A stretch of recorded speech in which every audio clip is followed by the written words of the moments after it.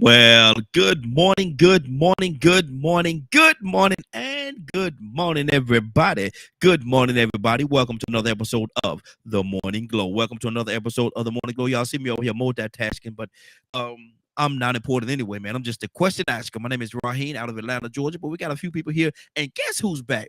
That's very important. But guess who is back? Guess who is back in the saddle? Back in the saddle. Zamari. Good morning, young lady. How you doing this morning? I'm good. How are you? I'm better than I have been the last couple of days. Good to have you, sis. Definitely good to have you back. Badger, good morning. How you doing this morning? Morning. Another beautiful and blessed day we get to have. Absolutely, man. I'm so excited. I'm high and happy, elephant elated, and porcupine proud to be here this morning. I got some stuff we're gonna talk about, man, and I'm gonna tell you something. I saw something. It actually was, I think it was, may have been Sunday or Monday. I saw it, but I held on to it because I wanted to hold on to it until I thought the right time would be for us to have this conversation, and I think it is this morning. I think it's this morning. Something that was very disturbing to me. I saw is a young lady. She actually was on TV and she was talking about something, and I couldn't imagine the situation that she was in. Y'all are curious now, right? Do I have y'all curious? I got y'all curious. Yeah, now I'm going to look it up. Good deal, good deal. I want you to, and if you do that, Badger, and if you find the clip, send it to me because I want to play it on here so everybody can see it. And I should have did that myself, but I didn't. And I Tell want me to what be. it's about. I'm going to tell you. I'm going to tell you this young lady. She was on TV. I'm trying to remember what show it was on too. That's why I'm hesitating. But anyway, she was on TV and she was talking about how her family is upset at her. Her family is very upset at her. This is the reason why. See, I like building it up. I like building it up. Her son, she has a son and a daughter, but her son has gotten a little beside himself, smelling himself, like old people say, smelling himself, and to the point where he fought his mother. He fought his mother, and she called the police, had him arrested for fighting her. She called the police, had him arrested for that. And now the family is arguing and upset at her because of the fact that she called the police on her son. But I don't want to guide y'all in one way. That's why I'm being real careful about how I say it and how I present it because I don't want to guide your thoughts. But in a nutshell, the son fought the mother. The police arrested the son. Now the family is mad at the mother for calling the police on the son. Now, Samari, who's right, who's wrong? And what do you see in this whole scenario? When she was in Not tears, knowing much beyond that, it's hard to say, right? From mhm, just from what you're giving me. If it was physical violence, is that what we're it was. talking about? Physical Yeah, it violence? was. He physically I fought would his have mother. I look, I watched one of my uncles toss my grandmother and make her Wow. slide down a hallway, okay? Wow. Her own son. Her Wow. own son. Now, and you got to think this is when I was a child, right? So she was already older, Mm-hmm. and her own son did this. Her grown adult son did this to her. She didn't call the cops on him. Mm. I personally think she probably should have because nobody should ever manhandle their mother that way. I Mm-hmm. don't care if you're a teenager. I don't care if you're an adult. I don't care what you are. You don't Yeah. put your hands on your mama. That's the one thing you don't do. Yeah. Yeah. So I'm there with that mom. If it was to that point to where she felt like she needed to call the police, then she probably absolutely needed to call the police. And the family should be with the mother, not with the boy. Although I understand, right? It's a family member. I Mm-hmm. get it. I understand that's depending on what that go, that could be assault and battery on his record, whatever. I understand that, right? But at the Mm-hmm. same time, there's something going on, there's something wrong in the household where he Mm-hmm. would even feel it okay that he Mm-hmm. could do that to his mother. Mm-hmm. So yeah, no, Uh, I think she's in her rights, and the family, the family kind of reminds me of like those parents where their child can do no wrong. mm-hmm. Exactly. And Badger, I don't, and I wish I did, Badger, because I would have probably looked it up myself, and so um I don't know, but what I do know is the family. She talked to her daughter because the daughter was, I guess, okay. Um, the daughter, she asked the daughter, had she? I'm trying to put all this stuff back together. She asked the daughter, had the daughter talk to the son, and the daughter said no, she couldn't get in contact with him or blase. And at that moment, I kind of thought, I said, he's locked up. There's, how do you get in contact with, you can go visit him or something like that. But outside of that, there's nothing, that he's locked up. I mean, see, I'm trying to be careful because I don't want to guide y'all thought pattern as to how y'all think about this thing. But she had him arrested. And the reason why I'm being so careful with this part, because right or wrong is what I want to get from you all, and I want to have you all opinion, and I don't want to guide your thoughts. But was she right or was she wrong in doing that? I would call the police on my kid in that situation. I would. Wow. I absolutely would. Badger, what do you say to that, man? He and there was some history there. There was some history. He's been disorderly, out of control for a while, but he's never hit her. This time it got to the point where, and she thinks some drugs was involved. He was on some kind of drugs or something like that. Yeah. And I wanted to leave that. That's one of the things I wanted to leave out, because I didn't want to have that to guide, because just to have him to hit her is wrong. But she said there was some drugs involved. He's been on drugs for a minute. But it's a teenage son now. It's not a grown man. He's still living in her house. He's still up under her roof. Badger, what is this? What is this to you? Badger say found several of them. I wish I could see him so I could tell you which one it is, but I can't see him right now. But what talk to me, brother. I mean, I'm gonna be honest. He better be glad I'm not the uncle. Wow. I don't tolerate men and boys hitting somebody, hitting a woman. Mm-hmm.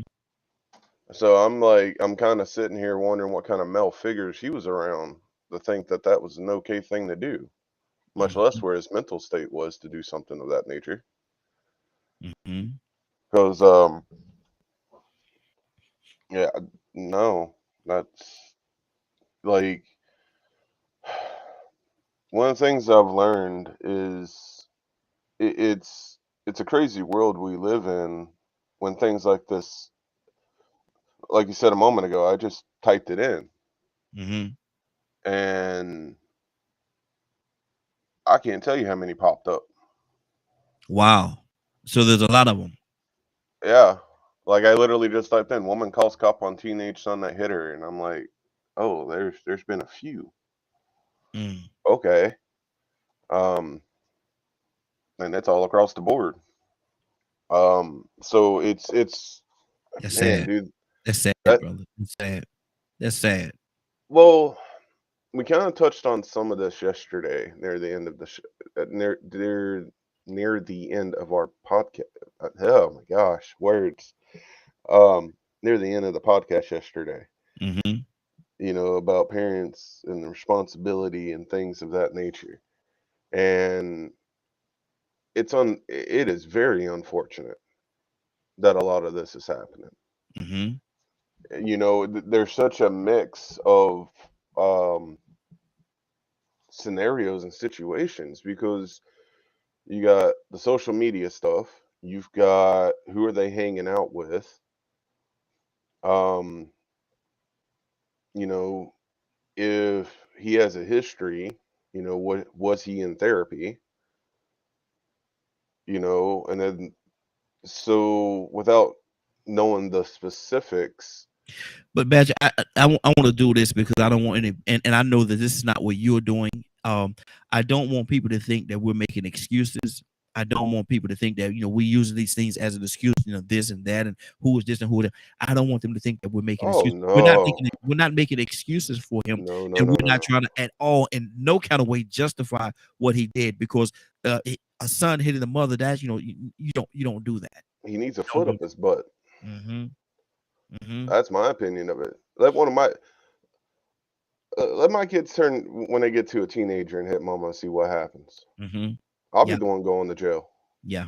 Exactly. Exactly. No, Mm-hmm. no, I don't play that game. Mm-hmm. Well, I don't.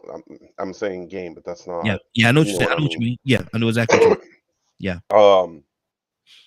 Because you are to be respectful. Mm-hmm. Like I know that there are the extreme cases where a child has a severe mental, um, and it can but a lot of times that's just accidental kind of stuff. Mm-hmm. With severe types of mental disorders. However, drugs, if that was what was involved and things like that, that's not an excuse whatsoever.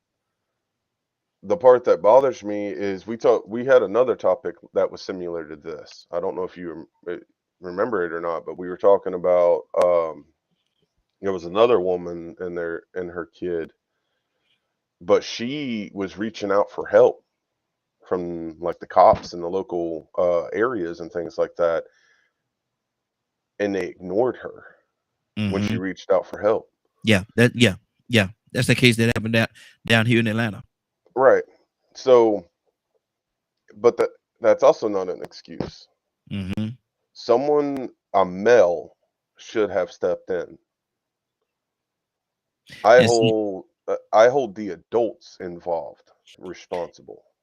and even with that, I don't know because um I don't know what her situation is in regards to, even have the kid's father, nothing like that. I don't remember her saying anything about him, or whether there's other Well, male figures in the household. th- Or th- go ahead. that's not what I'm saying though. Hmm. From what you described, it is her family is being very mean towards her Yeah, upset her. because she called the cops on her own son Yeah. because her own son, hit her. Hmm. Where were they at? Because I have no doubt that she told them that I'm having issues with him.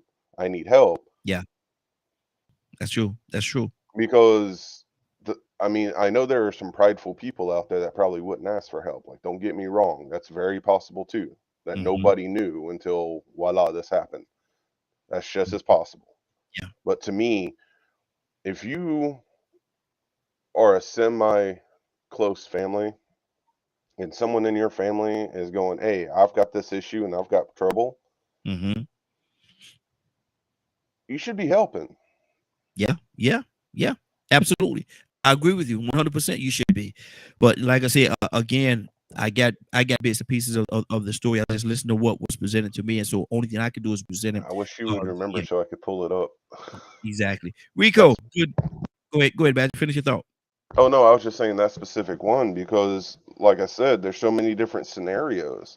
Hmm. You got so, but it could also be another situation of the father wanted to be involved and the mother wouldn't let him. Like, Yeah. without knowing all of the details, it's kind of hard to give an opinion Hmm.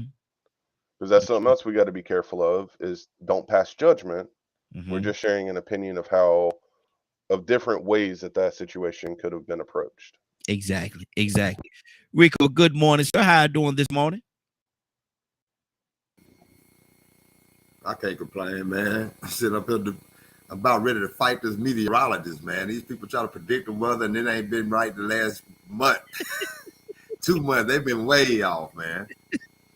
Exactly. Hey, that's how they do it, man. But they're still making them big dollars, though. They still Only thing they predicting right is the temperature. They ain't predicting the rain. exactly. Exactly. Rico, I saw a clip on television. I think it may have been Monday. I think it may have been Monday. But what happened? Young lady was talking, and she was real upset. Physically, you could tell she was upset. Her family was angry with her, and the reason why they was angry with her because she called the police on her teenage son because her teenage son physically assaulted her, and she called the police and had him locked up. Now the family is angry with her. Um, who's right, who's wrong in this scenario? because and the reason why I put it like this, 'cause I don't want to guide your thought or your thought pattern as to how you think about this. But what do you think about this whole situation? The family, she's upset because the family is upset at her for calling the police on this son, her son, teenage son, that physically assaulted her. Well, this is where I look at this situation. As far as her being angry or hurt that her family feels some type of way, I ain't worried about that. I ain't worried about her family feeling no type of way. My issue would be the biggest issue of that matter is the fact that that child found it okay. Yeah. And I would want to find out why that was even an issue. Why was that even? Why has it even gotten to that point to where that child lost respect for that parent? As that parent spoiled that child and enabled that child and protected that child at the same time, letting that child shut up, mom. You know, you've been in a grocery store before and saw the parent sitting out pleading with the 4 or 5-year-old child. Stop. Get up. I'm gonna put you in the corner. I don't want to be mean to you. Yeah. Somebody step in. Hey, you need to straighten that child up. Wait a minute, this is my child. You don't talk to my child like this. Yeah. So sometimes the parents enable the children to be little monsters and be disrespectful. And then in some cases, you have children that just for some reason they just can't get right. Maybe the parents aren't trying, but at the same time, they don't know how to teach the child respect. Then you have an instance where maybe the parents are very respectful, but they spend so much time away from home trying to make a living and provide for the household that someone else is getting more respect from that child, or that child respects someone else that has given them more quality time or put more influence into them because of that quality time. So it's so many different issues that it gets to the point where you say, man, I don't care how y'all feel. I need to find out why this child even felt like it was all right to do that. Yeah. Even with the other family members, they're saying, well, you shouldn't have called the police. You shouldn't have called the police. No, they need to be finding out why did that child feel like it was okay. What made that child feel like they had the right or the authority to put their hands on somebody else in the first place and then to put their hands on their parent? Yeah, exactly. That's already gone too far. Yeah. So if I even took the time to concern myself about they mad at me, then I'm gonna sit back and watch my hand because I know why your child acting up. Your mind lost in the first place. Screw what they thinking. You need to find out how to get your child back in order because something ain't right. So I mean, even for people to make, if we sit up and discuss that issue too long about, well, was they right for being mad? Was she wrong? If we discuss that, then we ignoring the bigger issue. And I won't even be able to address that other stuff because I'm one of the type of people that'll say, hey man, I ain't worried about that small stuff. I'm worried about the big stuff. Y'all go back and play around and pity pat. Well, he mad, she mad. Well, you ain't got no right to be mad. No, with that child ain't got no right to be disrespectful. Something ain't right because what happens with a child like that, they end up in somebody's box, they end up on somebody's t-shirt, or they end up in somebody's prison. Exactly. And then you gonna how mad you gonna be then when all of them at the funeral with you, pointing the finger at you, talking about how you didn't raise that child right. You should have called the police on him a long time ago. He was out here acting. He was being a monster. He was terrorizing the neighborhood. She ain't never chastised that boy, punished that boy. Now look at him or look at her. In prison, in trouble, dead. But wait a minute. When I tried to stop him a long time ago, y'all told me, you know what I'm saying? Hey, you don't call the police on your children. You don't do that. So you That's your child. You remember don't do what that woman did in Atlantic Station with that 12-year-old boy before he got killed? We talked about that earlier. Absolutely. Yes, sir. Zamari, what's on your heart, sis? It's a lot. It's a lot, man. Like I said, it was heartbreaking to watch because I could tell that she was hurt. But at the same time, you know, there's so many different elements tied into this thing. What I don't want to say what part did she play in getting him to the point where he would hit her, but she did kind of let it get out of control. Because you said Zamari in the chat that, you know, it would have been a situation. I'm trying to clean it up a little bit, but go ahead, sis. What's on your heart? It would have been a situation. Are you talking about which one? When you use a couple of French language. Say I you just said you got to beat their bottoms early and keep them in line from the moment they exit the womb. I mean, and it's true, you do, right? And it's my son, he's only 8. Mhm. But when he was little, he did have an issue with hitting. A Mm. very big issue, not with hitting mama, Yeah. okay? Yeah. But with hitting his sisters. Mhm. And then when he got mad at me one time because I was getting on to him, he raised his fist up like this. And I said, and excuse my language, but I said, oh, hell no. And I Mhm. turned him around and I Mhm. whooped his little backside Mhm. Mhm. pretty freaking hard too for Yeah. his Yeah. age. Yeah. And I'll tell you what, he never forgot that because he hasn't tried to do it since. Mhm. That's right. So you gotta start them early, teach Mhm. them early. And if they're on drugs, look, that's a perpetuator to violence. We know that stuff. And I was gonna say that too, right after I had finished my first thought. And I was like, I bet you he was on drugs Yeah, he because it was. usually always comes down to that, right? That's one of the factors. Mhm. Mhm. So it's just look, there's no daddy in the home. You said there was no mention of the father. So there you go, right there. There's the problem. No father in the home. You got a mama trying to raise up a boy that can't raise up a boy. Boys running all over mama, doing X, Y, and Z, causing all kinds of havoc, raising all kinds of hell. Excuse me, but it's Mhm. true. This is what this child is doing. And then the mama wants to sit back and she's not whatever she was or wasn't doing, right? That is on her. The fault is hers alone for that because she's not raising this child up in the way that they should go. Mhm. Mhm. And so Wow. now she's reaping what she has sown Mhm. or what she has not, if you Mhm. will, Yeah. right? Yeah. With Yeah. training him up properly. And now this is the outcome. However, I will say there are circumstances and situations where you can raise your child in all of the best possible ways, giving them all of the best possible opportunities, and they still get a hold of them drugs or they still get around crowd of people.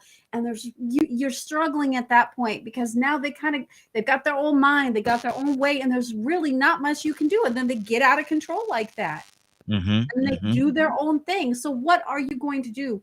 Whether you're a good parent or you're not, in either one of those scenarios, if that child is hitting on his mama, and especially being a single mother, Yeah. even though Yeah. it sounds like she's got other family around her, I would hope some uncles that would have stepped in. Mm. That's what should have happened if there wasn't a daddy involved. Should have been papa or an uncle, somebody stepping in to help her handle business like that. But that didn't happen. And so sadly, what it came down to was she had to call the cops. I would have done the same thing.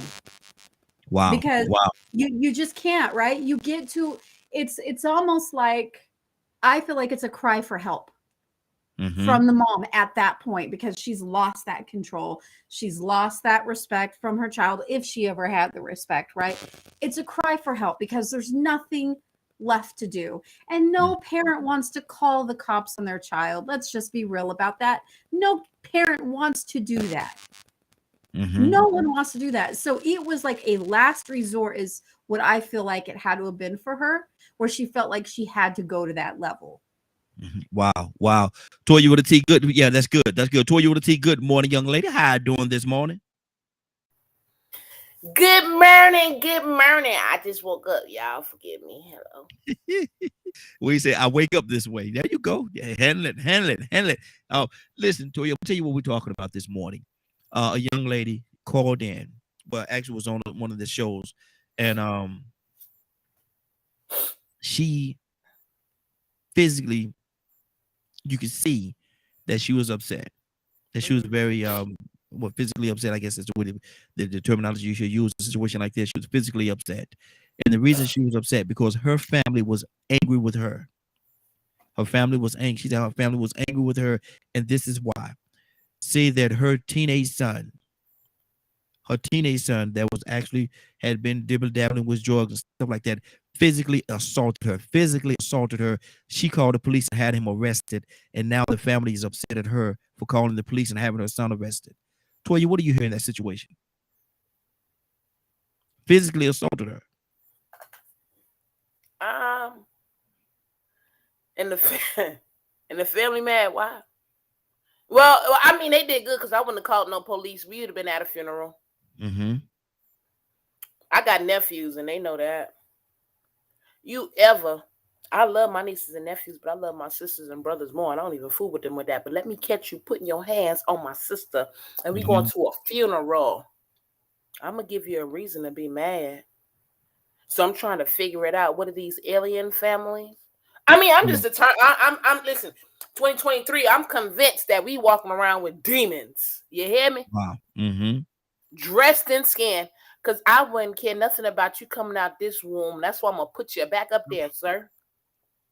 Are you kidding me? Yeah. I don't know how to take that. I don't know. I mean, the family is mad, and then what you expected them to do. Now, there's an aerodynamic to this. The family mad because they were the ones that raised that child to be that way. Because, you know, we got them issues in families too, right? Where you got a mother and you got a father and the mama. Your sister won't beat her kids, but she want to beat your kids type. You know what kind of relationships I'm talking about? The aerodynamics within family where there's this one person that they work against, and every time she say no, they say yes. So I'm just thinking there has to be another aerodynamic to this story for the family members to be mad because are they the ones that gave him the drugs? Wow. You understand what I'm saying? Yeah, good. I never thought about that. Mm-hmm. There's a multitude of different aerodynamics that could be leading up to this for them to say, you know, oh, well, why did you do that? If they had some kind of influence over some of the things that he had done. Because a normal family member, normal people who generally raise children, we all understand the concept of spankings and, you know, I brought you in this world, I take you out this world. You know what I mean? Most people still generally understand that process. So to get here and to get your hands put on somebody and then they be mad, I'm trying to figure out the agenda because not everybody has good intentions for their family members. Yeah. Not everybody has a good intention. People kill their family members all the time. You understand what I'm saying? So again, I'm trying to understand the aerodynamics of it. I don't get it. But now, if it was me or one of my nieces and nephews and my sister, we going to a funeral. I'm not going to call no cops. By the time the cops come, I'm telling them to bring a bag and let me know what jail cell I'm finna go in because this little boy just put his hands on my sister. Period. Wow. Hey, Tia. Wow. That's and see, I didn't think about that part of it right there. Where did he get the drugs from, and who introduced him to drugs? So yeah, that's a whole different thing. Cassandra, good morning. How are you doing this morning?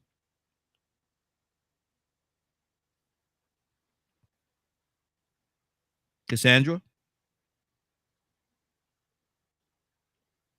Cassandra may be on pause, maybe away for a second. But Badger, what's on your heart, brother? Talk to me.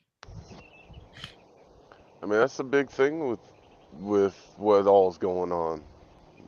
You know, I was going to touch a couple of other things with this one about there's so much upheaval in the homes for today. Not all of them. Just, I guess you could say a good bit. You know, parents are having to work, single parent homes. You've got fear of CPS being called. You've got the social media aspect. There's just so much. And then depending on where you're at and who if your kids are around anybody, you know, you're trusting them to go out and do things or whatnot. You know, it still boils down to the responsibility of the adults that are involved. And, you know, one of the other things I kind of want to throw out there is at what point should adults just give up on the kid, or should they? Should they just take them out? Wow. And that has happened a few times, man. That has happened a few Because times. Yeah. one of the things that's gone through my head is how before science has gotten where it's at, a lot of times children that had issues didn't make it long. They were deemed as something else, so therefore didn't have a long life expectancy, Mm-hmm. just to say it nicely. Yeah. Wow.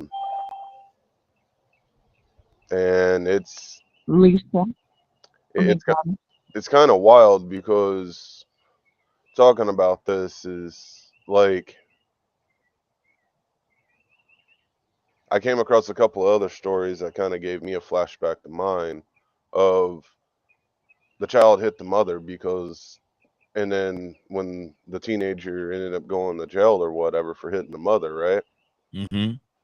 The mother the teenager gets released and the mother goes to jail because come to find out the mother was abusing him.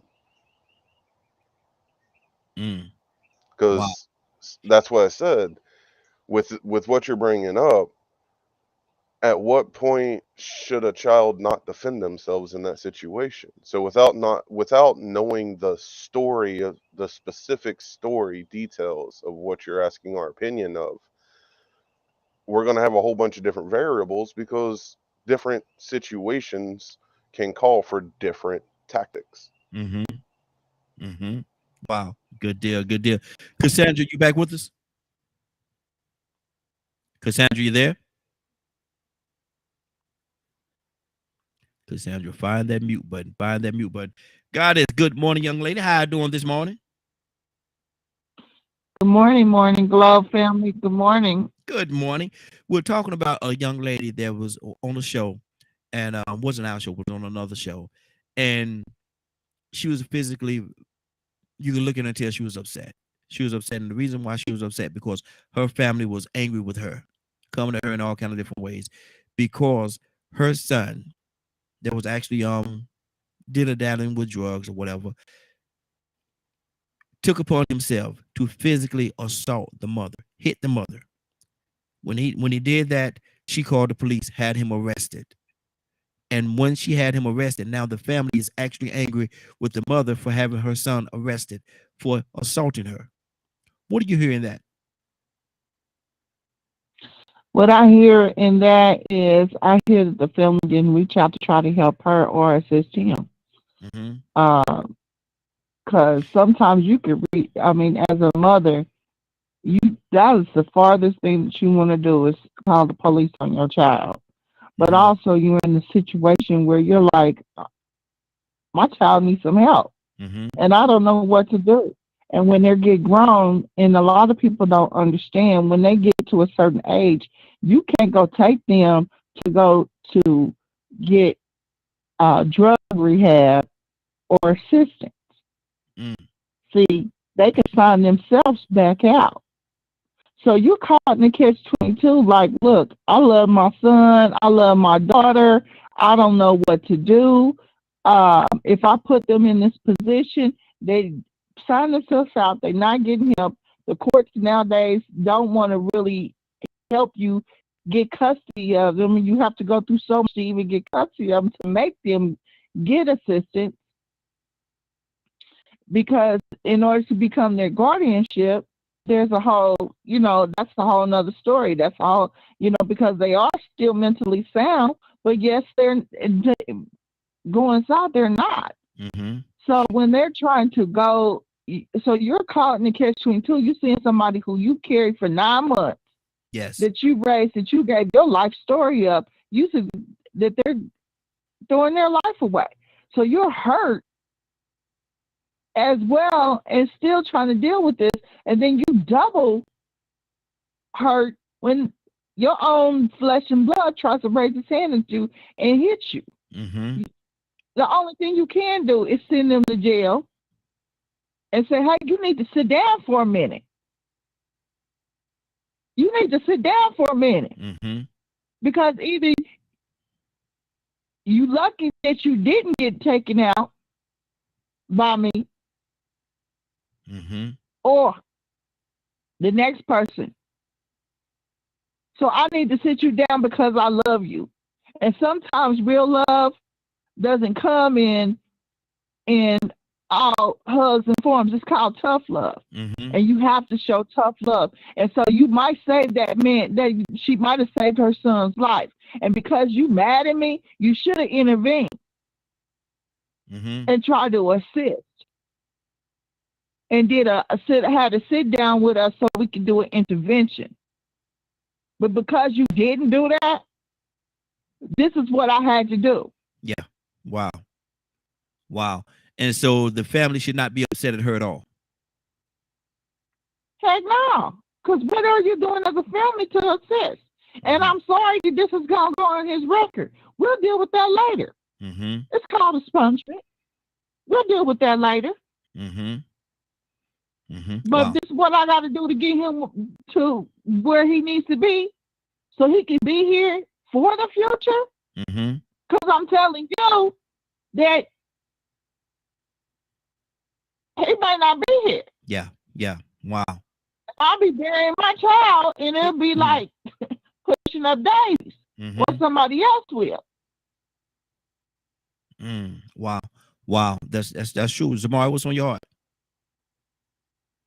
I'm just listening. I was actually just typing in the chat. I said, like with what got us, or what we have been talking about, right? Earlier, someone, I think it may have been Toya or something, where the family might not have even known the extent of what was going on, right? And I was just saying, like with my 19-year-old, there were a lot of things that happened in the family with her within our family unit that went on, that transpired, that none of our family knew about because it just wasn't, it wasn't their concern, or we didn't want the grandparents to find out certain things because they're 80 plus years old. We don't want to upset them because that's their baby, so there are certain things, a lot of things concerning her that we did happen to just not talk about or let the family know about, because it just, and obviously it was never anything on this level either. Yeah. But it just wasn't, and I don't think I would say anything to anyone, right? Even up until something of that magnitude did happen. But because it's really hard, even with my mother-in-law, when we had tried to explain to her our oldest daughter's behavior and how things were, right? She didn't understand it. And she always thought we were just being too hard on her and this and this and this, because she's not inside the house. She's not seeing all of those things that are transpiring and all those little things that are going on that led up to what the end result was in that moment.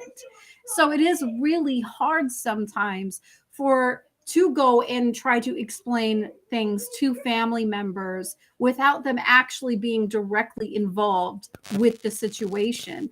Now, with Toya, for instance, I just the type of person she is, I could probably tell her one thing and she would be on it just like that, right? And I'm sure she's done the same thing with her own nieces and nephews. She's on it. She says she's on it like that, but she's involved.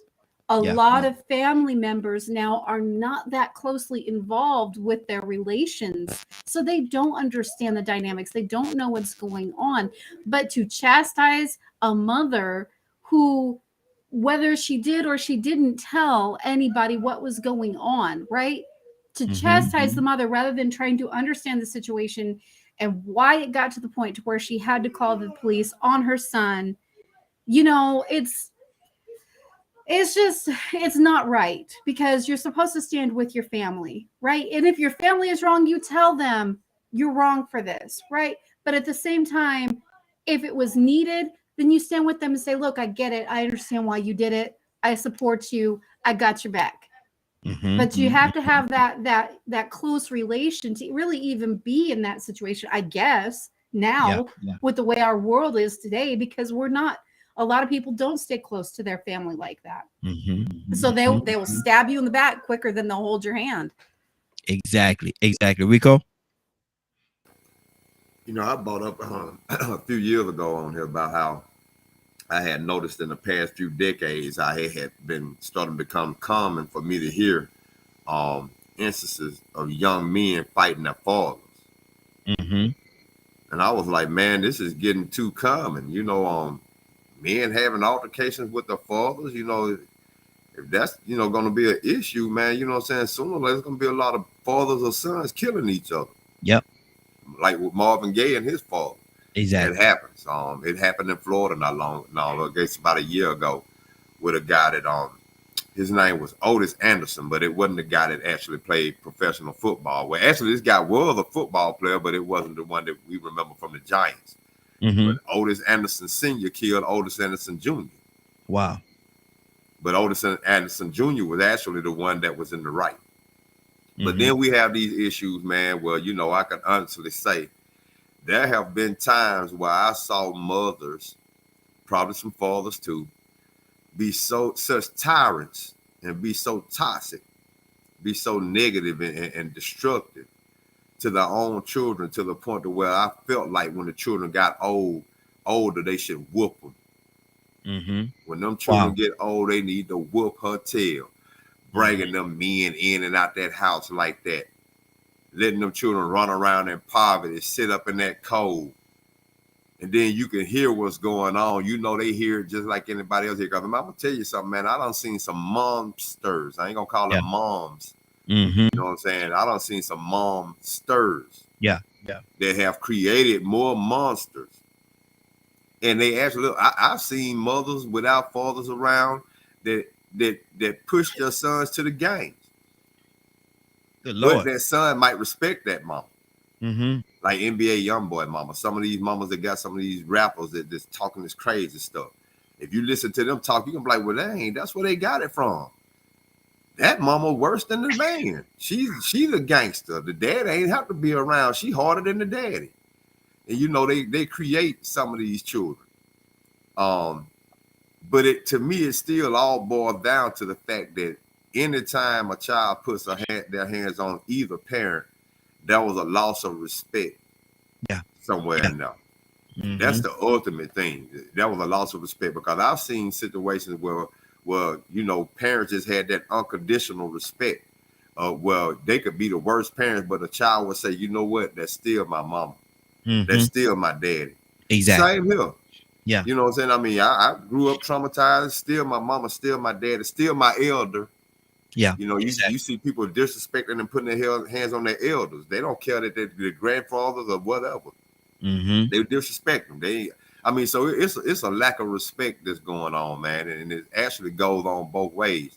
Because like I said, you have some instances where you have these momsters, like my son's mother, that will not only use certain tactics to keep a man from a child and destroy that man, but sooner or later treat that child that they have like that's their man. Mm-hmm. And they want the same expectations out of them. So not only are they treating them like their man on the man on the good side, but on the negative side, they always fighting with them, arguing with them. The older they get, they start seeing the father in them, and before you know it, they start talking to their own children like they talking to that father, that child. And now you got a child that's ready to put their hands on their mom because mom's so disrespectful. Mama, you remember you told me I need to go out here and let somebody blow my brains out because I'm acting just like my stupid daddy. Wow. Mm-hmm. I mean, I done heard some moms, man. I done heard some mothers that I'm like, man, you know what? If that child was to put his hands on them, I wouldn't say one thing. Mm-hmm. So it's too many dynamics to this, really, to just, to be honest with you, some of these mothers probably push these children to the drugs. And that's the reason why they acting out, because they mad, they've gotten grown, and they ain't got to take it no more. You and your boyfriends beating up on me. You know what I'm saying? I mean, say somebody like me or Ryan, you know what I'm saying, that saw what we saw. You know what I'm saying? Ryan would start saying how he saw what was, man, he could have been like, you know what, man, I ain't got no respect for this woman. Yep. Mm-hmm. And I'm gonna treat her, I'm gonna show her how I feel. I'm not gonna have any more respect for her as a mother. And I'm gonna treat her like the dog she is, you know what I'm saying? And I hate to say that, you know what I'm saying, because I have seen some women be worse mothers to their own children than straight dogs are to their puppies. Wow. 508-924-3521. 508-924-3521. Phone lines open. We got a call from the 920 area code. 920. What's your name? Where you calling from? Good morning. What up, though? What's going on, man? Not much. It's my work phone. I'm having to run to the house and get my kid and take they behind to school. Uh-oh. There you go. Hey, that's what a good dad do, man. That's what a good dad do, and you represent it right now. So definitely proud of you, brother.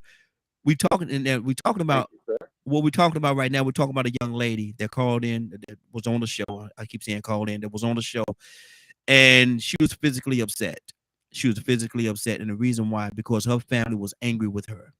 The reason why the family was angry with her is because her son, teenage son, that had been dabbling with drugs and different things like that, took upon himself to physically assault the mother, hit the mom. She called the police, had him arrested. Now the family is upset at the mother for having her son arrested, for hitting her. What do you hear in that situation? There's more to the story, is what I hear. Mm-hmm.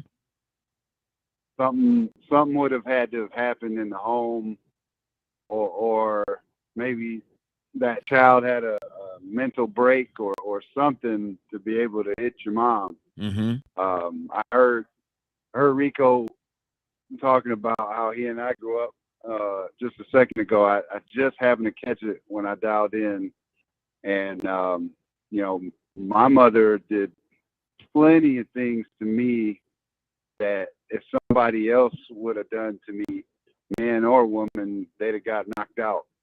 So, but I have enough self-restraint, enough love for my mother, even though at times it didn't feel like she loved me, to not do something like that to her. Mm-hmm.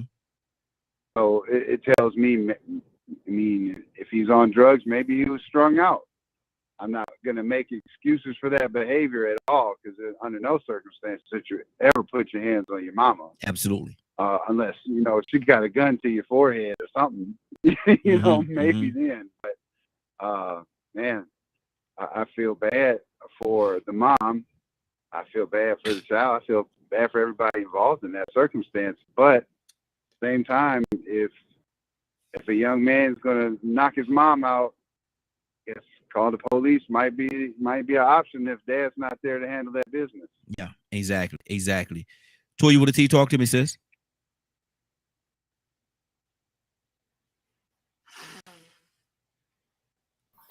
Hello, yeah. So there are some instances where, as a child, y'all gonna get beaten and abused, and I get that. So yeah, if mama finna put a gun to your head and pull the trigger, absolutely. You shouldn't hit girls either, but if they look like they trying to kill you, you better dust. I'm finna cuss. You better knock them out and call the police. Don't stand there and get murdered. So I'm just gonna take this from a regular perspective. The facts are just the facts. Nothing else being in an equation. Mm-hmm. We're talking about a mom, and we're gonna say a mom that probably didn't spank their child. Yes. Probably was going away from work a lot and never broke down the aerodynamics. I'm your mother, you don't hit your mother. That needs to be told. When the child is born, ain't nothing in there, right?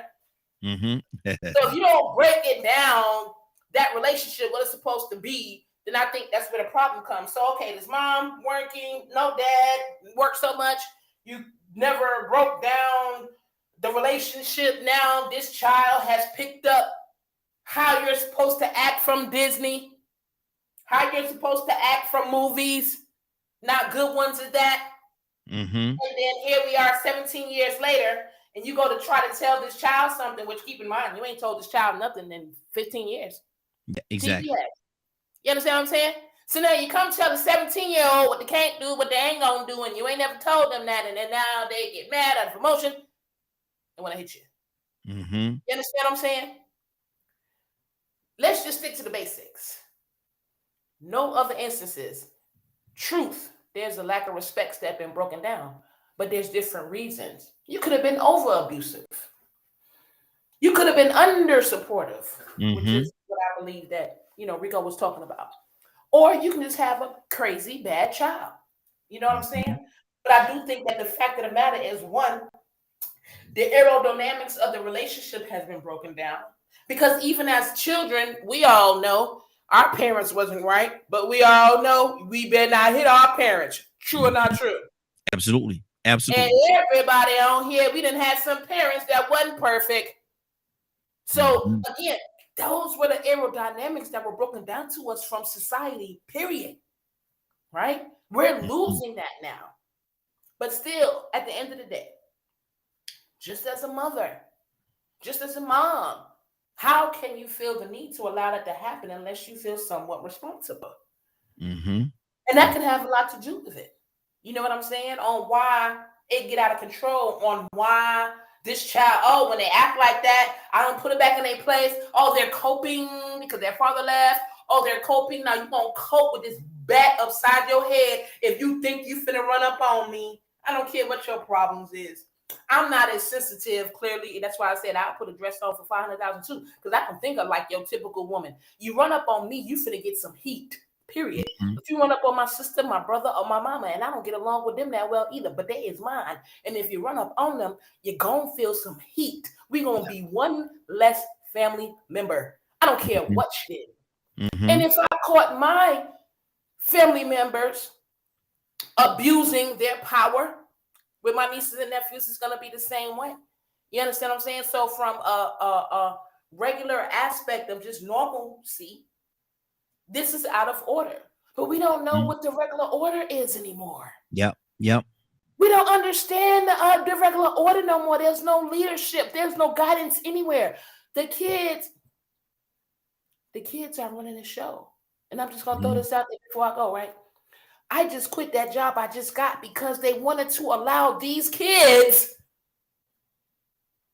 to do what they wanted to do. But the person who knows how to run the business, your hands are tied.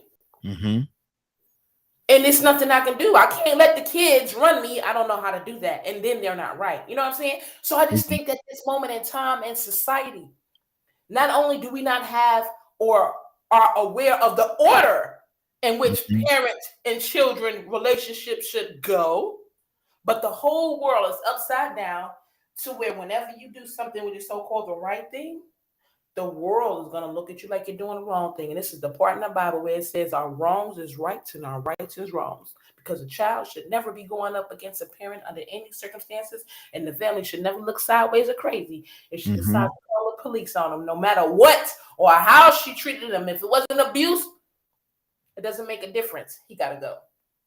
Exactly. Toussaint, good morning, sir. How are you doing this morning? I'm all right. Good.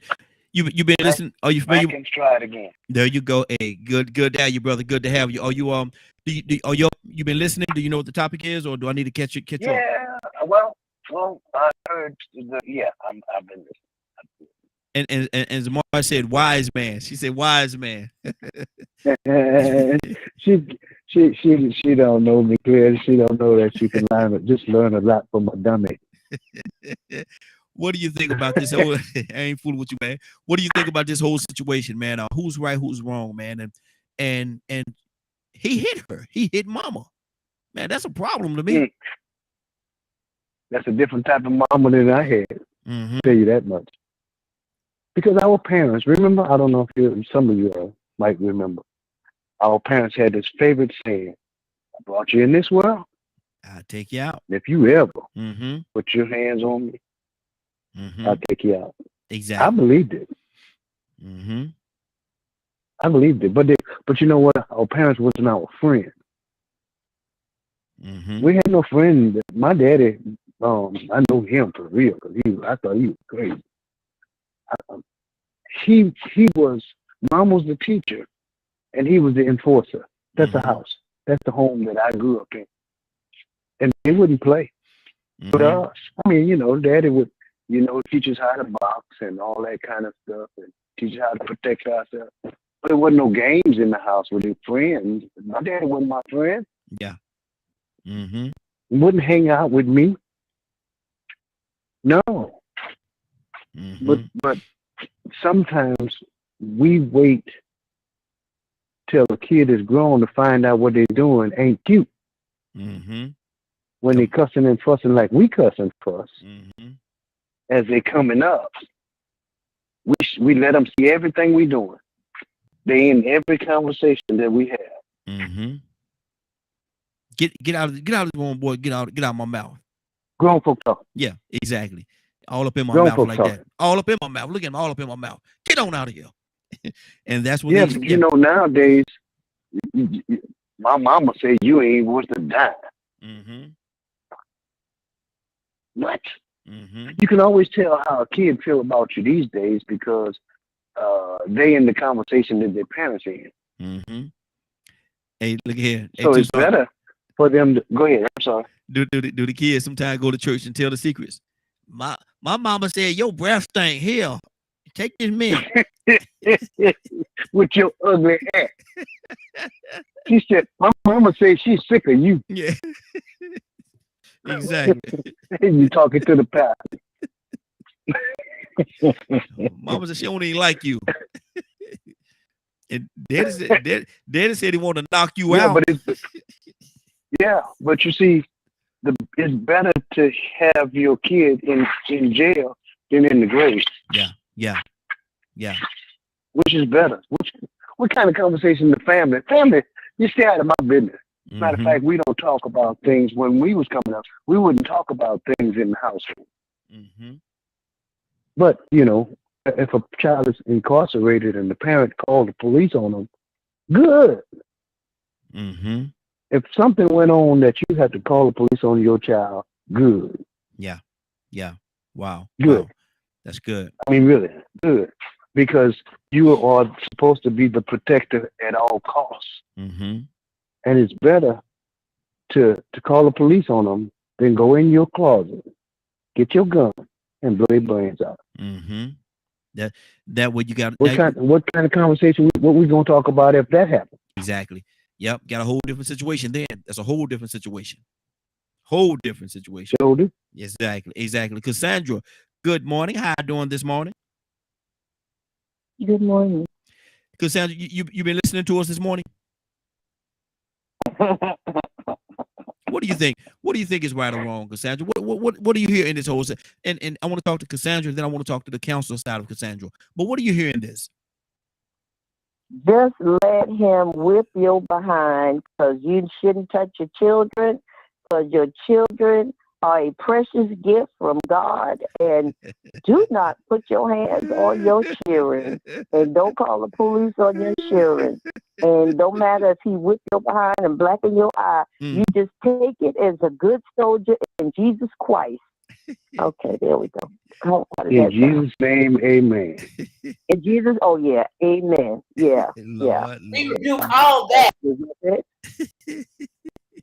you know, because really, Aya, that's what people expect us to do as Christians. Oh, we turn the other cheek. You don't ever, whatever. Man, listen, boy. Well, I think my children know, and they 42 and 46. My son bucked at me one time, and I ain't called the police. I knocked the breath out of him. He was trying to catch his breath. I said, if you ever buck up at me again, I will put you out on the floor. Don't do that. And my son is like 6 feet tall. I don't care. Mm-hmm. That is disrespectful, and you should have called the police. Anytime you are arrogant and ignorant enough to put your hand on your parent, oh yeah, all bets are off. All bets are off. And if he has mental health issues, then we need to deal with that. But he's going to jail first, and then I'll say, hey, could y'all please have him transferred to the mental hospital? That's if he make it before the hospital, the regular hospital. I'm sorry. That's not going to happen with my children. Exactly. You are not. Fact of the matter is, my children know not to even talk to me certain ways. And these kids now cuss their mama out. I hate you. You be man. I wish. Okay. Mm-hmm. I'm done. There's the counselor side of me right there. That was the counselor side of me. Oh Lord. That's scary. If that the counselor side, now that's a little scary, Cassandra. That's just a little bit. That's just a little. That's just a little bit scary. We got a couple of callers on the line. Let me see who we got here. We got a caller from the. We lost that caller right there, so hopefully they'll be able to call back in a second or two. But Rico, what's on your heart, brother? Yeah, I'll always go back to the fact that you always have to go back and look at what caused that disrespect. You know, I mean, I honestly can say that in the time that we grew up, the time I came up in, it was completely unacceptable. You know, but you know, if you ain't careful, you know, you might have one of those parents that like to molest and touch on you. Mm-hmm. And you got to protect them from your younger sibling. You might have a parent that's doing like the burning bed. Not only is he beating his wife, but he's beating the children. Now, all of a sudden, you got this one child that finally has to put his foot down, because if you're not careful, you might be in a situation where you have a mother that's killing children and putting them in the freezer like Michelle Blair. That happens. Mm-hmm. Yeah. You know, and at the same time, we talk about outside influences. We talk about people coming in and interfering and saving children or saving a situation where a child needs discipline or correcting. That parent, that goes to show you just how much that parent can or cannot allow outsiders in, that dominant control that a parent has. So now some of these children that strike out and disrespect and whoop and put their hands on their parents or kill them, some of them parents needed to go. Some of these times we said, you know what, good for that child. So, I mean, it really depends on the dynamics, man. I mean, you know, it all comes down to either disrespect or the lack of respect on behalf of the child or the parent in the conditions that are created. You know, I can never just put everything in one box, because at first I was only thinking along the lines of a deranged child that does all this disrespectful stuff. But then I had to think about some of the situations I've seen personally, or other situations I've heard of from bully parents. I mean, parents that really are terrorists. You know what I'm saying? And some of these parents, man, I mean, the children had to kill them to get out of that situation. Exactly. They had to put their hands on them. There are times that children do call out for help. My son is called out for help. Michelle Blair's children called out for help. But then when the authorities and the children's services came around, man, the parents put on such a good act. Oh, he lying. He just acting up because I took his cell phone from him and he don't want to do his homework. And they'll have them all on drugs. And the child sitting there, man, she manipulating everybody so she can get away with abusing me. And she knows she mistreating me. And just to continue mistreating me, she'll continue lying to these people. That woman, Michelle Batchelor, she knocked her daughter tooth out. Her sister came over to her house. And she told, when she heard them knock on the door, she was like, tell them that your little brother threw a toy and hit you in the mouth and knocked your tooth out. So when the sister came in, she said, yeah, ooh, what's wrong with your tooth? That's so ugly. It's in the front of your mouth. You know, you ain't but like 9 years old. He threw a toy and knocked the tooth out. Yeah, you know how those children be horse playing. Well, don't you need to go to the dentist to get that fixed? Oh, she said she wanted to keep her tooth like that. She said she wanted to be different. Yeah, I like it. It makes me look different. It makes me look, what they call it, unique. Wow. And so the child had to go along with it, while the aunt was sitting there like, man, something ain't right. But then what if that aunt would have said, you know what, I'm putting my foot down. Come on here. This is my baby. You can't do that. Get out my house. Boom. Yep. Now you're stuck. So now if you're the victim, if you are the child that's a victim of that dysfunctional type of parenting, you might, if you survive, might get to the point of where you know what, man, if I don't kill this woman, she gonna kill us. And to be honest with you, some of these women is crying and is calling the police on their children. That's what the situation is. Exactly. Wow. Now they crying wolf again, when the whole time they were the big bad wolves. Now they fixing to flip the script And the same tricks that they were using on everybody else continue abusing you, now they fixing to turn the game around on you and turn into the victim. Now you the problem. He don't want to do his work. Did you ever try to help him do his work? He don't got no respect for nobody. He won't listen. He won't mind. Well, have you ever had any time? Did you ever try to make him mind or give him any discipline in the past? I mean, so it depends on the situation, man. You know, you could be on the outside looking in and not really know what's going on. But I can name too many situations where the parents might have deserved it. Wow. And see, it's so many different levels to this thing, man. Let me go to Shanavia. Shanavia, good morning. We got a couple of people that I'm going to come to. Just came on, and I'm going to address each and every one of you. So please be patient with me. But Shanavia, good morning. How you doing this morning? Good morning. I'm good. How y'all doing? Hey, doing well. Do you know the scenario? No, I'm a little nervous based off of Rico's response, and it ain't even Wednesday. There you go. But what happened was a young lady came on the show. Very physically, you could tell she was upset. And what happened was she was angry. She was mad because her family was mad at her. And the reason the family was mad at her is because of the fact that her son, teenage son, still living in her household, teenage son, on drugs, dibble-dabble with drugs, took it upon himself in a situation they was having to hit his mother. He physically hit his mother, and the mother called the police, had him arrested. And because of the fact that the mother called the police and had his son arrested for hitting and physically assaulting her, now the family is upset at the mother. What do you hear in that situation?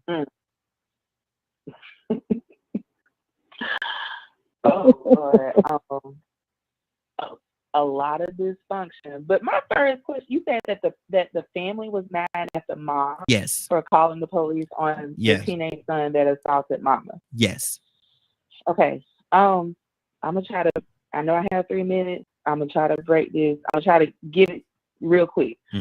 First of all, where was the family? Because it's easy to judge something when you're on the outside looking in, but you're mad at mom for calling the police. And I'm not a mom, but I do know that that had to. I'm going to err on the side of mom was doing all that she could do first before I go into, because I understand now why Rico's response what it was. But if mom is doing all that she knew to do and may have possibly reached out for family, and because family was just like, well, your kid is bad and we don't want to deal with it and yada, yada, yada, do the best you can, call the police on them, intervene the best way you know how. Then when she did that, now y'all upset, but where were you to help with that? And this is a situation that I almost wanted to be like which one of my family members called in, because this was a real life situation that we deal with. We had that situation going on 2 years ago with a 17-year-old, my 17-year-old cousin that was completely unruly. And it wasn't because of lack of discipline, but the thing that his mom had that other people didn't have is that you had all the resources that you would have put in home. If I was that therapist or whatever, all the resources that I would have put in home, we have that in family. We have the police officer, we have the pastor, we have the therapist, and we have other in-home services. We have attorneys, we have all of that within the family. So what we did, we rallied around them before it got to the point where she had to call the police, because it would not be because her family did not back her. As soon as we heard about the first dragon, and I literally a dragon 12 feet down the driveway in the car with her hanging out. Wow. Nobody had to call us and make us do nothing. All it took was for the baby to get on the phone and be like, such and such, and granny outside fighting. That's all it took. Before he got off the phone, we were there. And so we took the proper measures. We did this. We put services in the home. I called in favors to get him inpatient and get other therapy in the home. My uncle did what he needed to do. My other cousin as a police officer did what he needed to do. We put mentorship in the home, and then he landed himself in jail. It wasn't because that we didn't do it. The second part of this is what I want to know is what's going on in the home. What type of dysfunction is going on in the home? Because I can assume that there's some type of dysfunction going on there as to why he felt so comfortable to where he could put his hands on his mom. Is mom creating that type of environment? Is the environment that out of order to where it's just like he's the man of the house, so therefore he's taking that responsibility? Is there a mental health disorder going on? Is there there's so many different things that we can come up with, and we see it. For some of us, we see every single scenario just about every day. It could be because, like what Rico was saying earlier, that the mom put some people are just evil, y'all. Because I've also been that kid to where on the outside looking in, you would have believed everything that my stepfather was telling you, is that I was just a bad kid. I was the reason why their marriage wasn't working out, that I just didn't know how to act. She got a demon in her and all that. But all the while, it's WWE whenever we get to the home.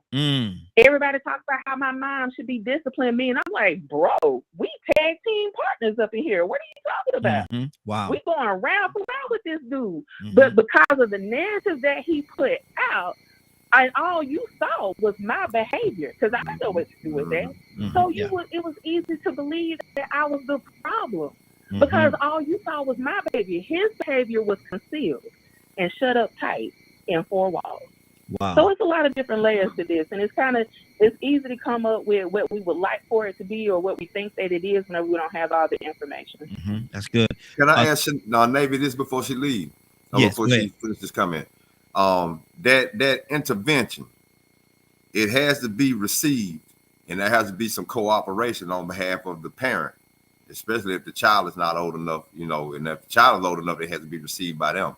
But I want to ask, what would they have done if she had responded like, well, I don't know, wait a minute, y'all, I think I'm going to change my mind. I don't like the way y'all talking to him. He crying, y'all. He don't want to go. I don't like to hear him crying. What would she have done had there not been any cooperation? I'm going to say a change of heart from the mother of this disruptive child. And that does happen. And to be very transparent with you, Rico, like the second time that we intervened, that did happen. And there was also other stuff going on with her health that we didn't know about at the time, and God rest her soul, she's passed away now. But that did happen. And you know what we did? At this point, you have involved us at this point. We're involved. So now we need to go and get you some help too, which we did. Because for her, again, for that particular situation, we had to, I know the backstory, y'all don't, but anywho, she did do that. She didn't want the help the second time because it's just like, I'm tired. But I'm like, oh, well, you go over here and rest then. You go rest. Do what you need to do. We're going to get you hooked up too. But right now, it's either we intervene or both. He going to be in jail and you going to be in the grave. And I hate to say, but ironically enough, that's exactly what happened. Wow. And it's not directly because of his actions, but the stress that was put onto her that we did not know physically what was going on to her, it aided in that. I'm not going to say that it was just because of that. And he did end up going to jail for a period of time. But it took him, and it's sad that it took him going to jail and it was nothing but just a week. It was just a week, but that was enough. And then 3 weeks after that, his mom passed away. Wow. And it took all of that. So it does happen to where they don't. I get parents in my office that's just like, oh, well, no, we don't want the in-home services. Well, guess what? We're going to send them there anyway, because now that's going to raise a red flag for me. Why don't you want me in your home? Exactly. And yes, you can refuse services, but guess what? Because of the position that I'm in, let me go to this judge right quick. Because if it's in a court order, what you going to do about it? Because I know you're not going to risk being in contempt of court. Wow. That's good. Mr. Hicks, good morning, sir. How you doing this morning? Talk to me, brother. We got a lot going on this morning.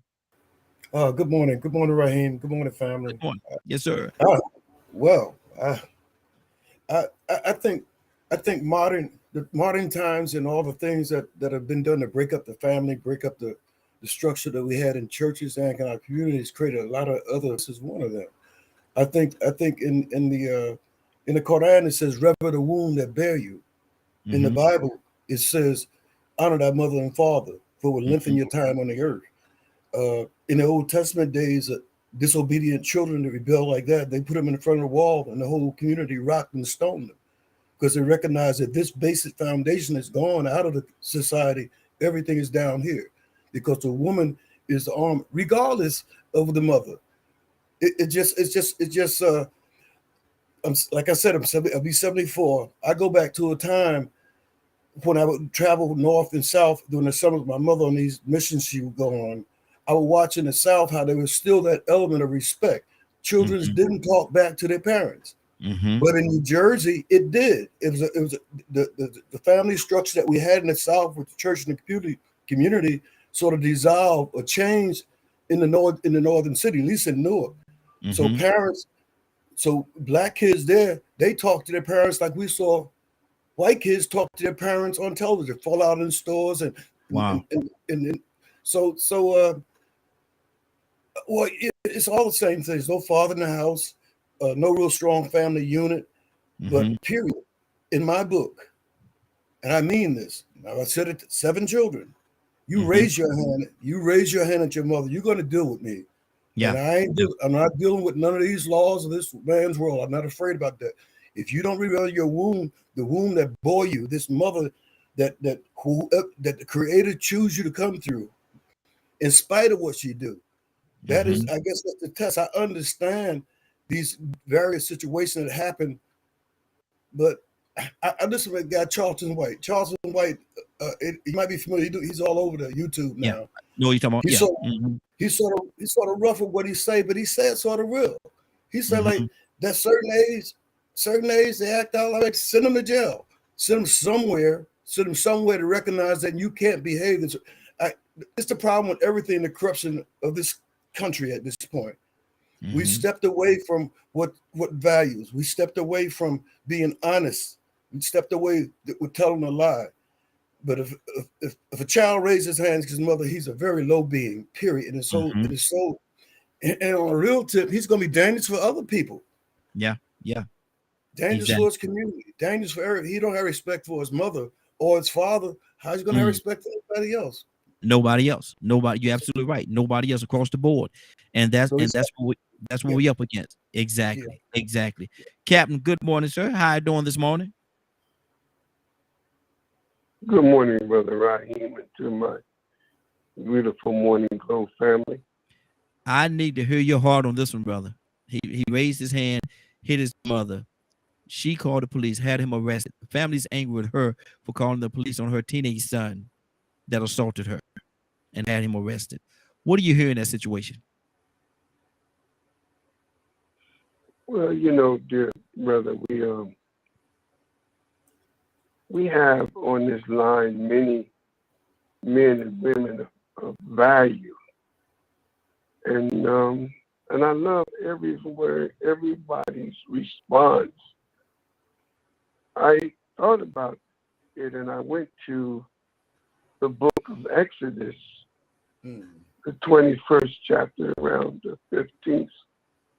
It says here, whosoever strikes his father or his mother shall be put to death. And then it goes down to Exodus 21:17. Whosoever curses his father or his mother shall be put to death. Let's come out to scripture. There rather people practice that now. That's the Old Testament, or we don't do that. But God did not tolerate that comes from your womb to disrespect that boy. I heard my brother Hicks quoted, honor the womb that bore you, that your days, you honor your mother and your father, that your days may be long. Now, there's a couple factors, and I heard my sister mention, there's the son. Is he mentally stable? Is he bipolar? I mean, does he have some mental issues that I could say somewhat justify why he may put his hands on his mother, but really there's no real justification. In my family, we have a strong, dominant male presence in my family. Any man, young man, would put his hands on my sister his mother or any male ruined his mother in my family, we don't send them to jail. Calling the police do not correct that young man's behavior. I don't know why we think people go to jail, they learn their lesson. No. You take him, and if he was out of anger and he did this, and you take a couple male members of the family, take him in the backyard and give him a good boss. We call it a boss back whooping. Take it behind that barn. Take it behind that barn. Do you hear what I'm saying? Yes, sir. I mean, we call it a boss. And I just say this: if you ever put your hands on your mother again, and I'm gonna tell you what you're gonna do. They're gonna have them both of them in a cast, and you won't have no hands even used no more. Wow. And that's how you do it. Mm-hmm. But to call the police, and if she called the police, it could have went south. He could have fought the police. The police killed them. You know, it does not help when you bring those involved who just come to enforce the law. But I just think there may be issues. He may have a mental problem, but they shouldn't be mad at the mother for calling the police. They should be happy that's what she did. Versus, as I heard someone say, putting him in the grave. Exactly. But I don't think calling the police helps any situation when it comes to your family. I really don't. Putting somebody in jail, it don't work no more. This is me talking. But I just believe some strong male members of the family would take Youngin and just give him what he put. Or you blacked your mother's eye. I had a situation. The dude hit his pops and gave his pops blacking his pops eye.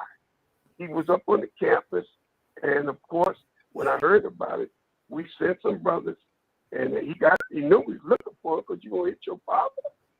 Snuck him. And of course, when we did get him, we took him to his father, and I said, well, you got to get the light of what you did to your father. And the father understood. And he gave his son what his son gave him. That was the end of the story. But I do think there's a lot of issues. There's a man has some mental problem, but I do think we should never call the police. I think some male members of the family need to step up, be men. Take Youngin on in the backyard where we got to do it. And even don't have to put your hands on it, but he needs to understand that kind of action would warrant an opposite and equal reaction, which may be the life of. That's what's on my heart. Exactly. And the phone lines are open, 508-924-3521, 508-924-3521. Joseph, good morning, sir. How you doing this morning? I see you, Rico. Coming to you next, brother. Joseph, good morning. Good morning. Good morning, Glow family, and good morning to you, sir. Good morning to you as well. Yeah, I was listening, man. I tell you, growing up in West Helena, Arkansas, I think the elders kind of convened around those scriptures, like what Brother Cap mentioned. Your parents are sacred, and they instilled in most of us young folks, that there are some lines you just won't cross. And we would, in turn, bring peer pressure on any of our friends that we saw, leaning that way. Because rarely did I ever see any young person in my peer group that would dishonor his mother or father. I rarely saw that. Now, fast forward to 2000, one of my cousin's son killed her, shot her to death. And I couldn't get my mind around it, coming from a family like ours. But that showed me just how disconnected we are from the old ways or the old morals.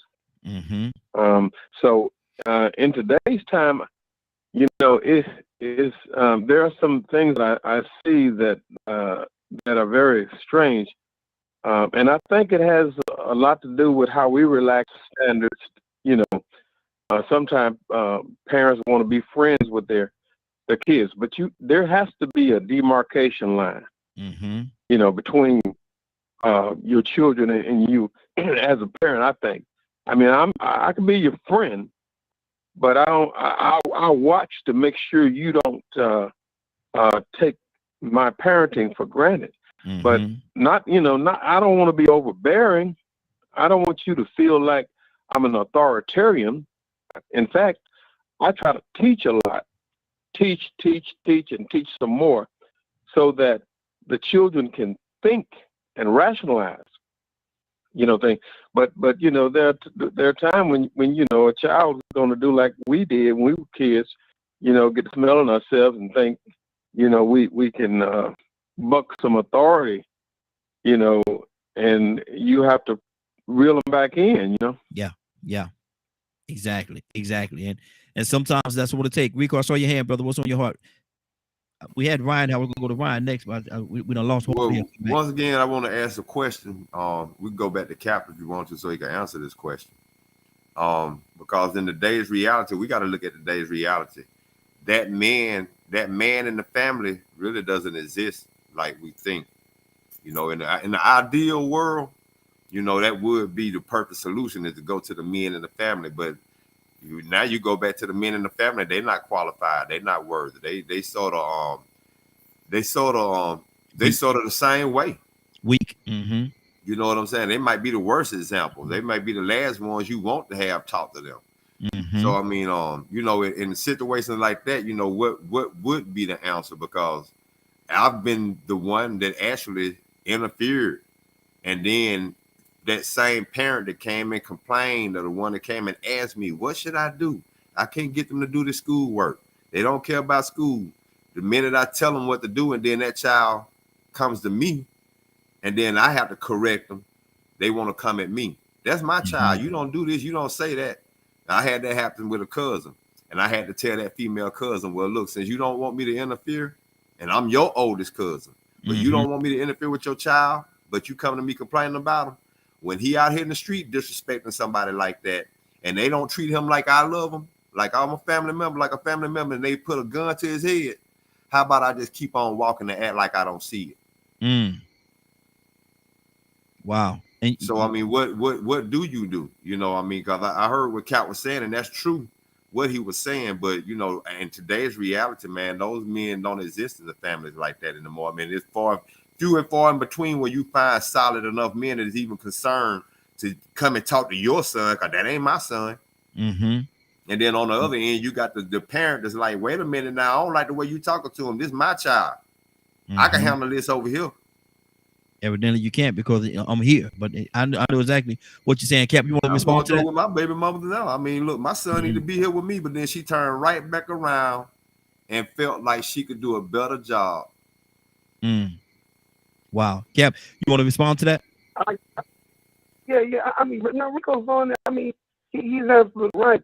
I mean, the male figure is most certainly absent in these single parenting homes. They're not but a bunch of women, man. I mean, there's no question about it. But however, there are also men of influence, and he don't have to be a member of the family. He could be a coach. That young man may have a coach that he respects. It may be the barber. It could be the barber. The barber may have his respect. It has to be somebody that has some sense of influence that young man respect or fear. And so you have to, it could be the pastor of the church. It could be the deacon. It could be somebody else's uncle. But utilize what you can utilize of that male figure influence. Like I said, he may have a mental problem. It's just not out of anger. He just lost it. And there's a lot of that going on. But I do believe that we have to build the home. I hear you, Rico. You're right. Some cases, it's the male that's putting his hand on his woman, on his wife. But I do agree that we do need to find somebody in that young man's life that has influence. It may be a local rapper, I don't know. But we have to bring them to the table of conflict resolution, because that is called nonviolent crisis intervention. I train that. How you deal with that. But you find somebody that has some kind of influence on, and it don't have to be a male. It could be a female. It could be a grandma. It could be a lady, a teacher that may, can I talk to you? But one thing we don't want to do, and I want to say this to you sisters. When men are talking to your son, you can't be in the room because you're not going to like the way we got to talk to him and the way we got to talk to him. Because now your mother instinct's going to kick in. And then you're going to, wait a minute, see, that you got to stay out the room. Because men know how to talk to a young man. And you may not like the way. So sometimes, like I said, well, you're right. Because they'll turn on you. But I didn't mean for y'all to do all that. But don't call me. Don't call me.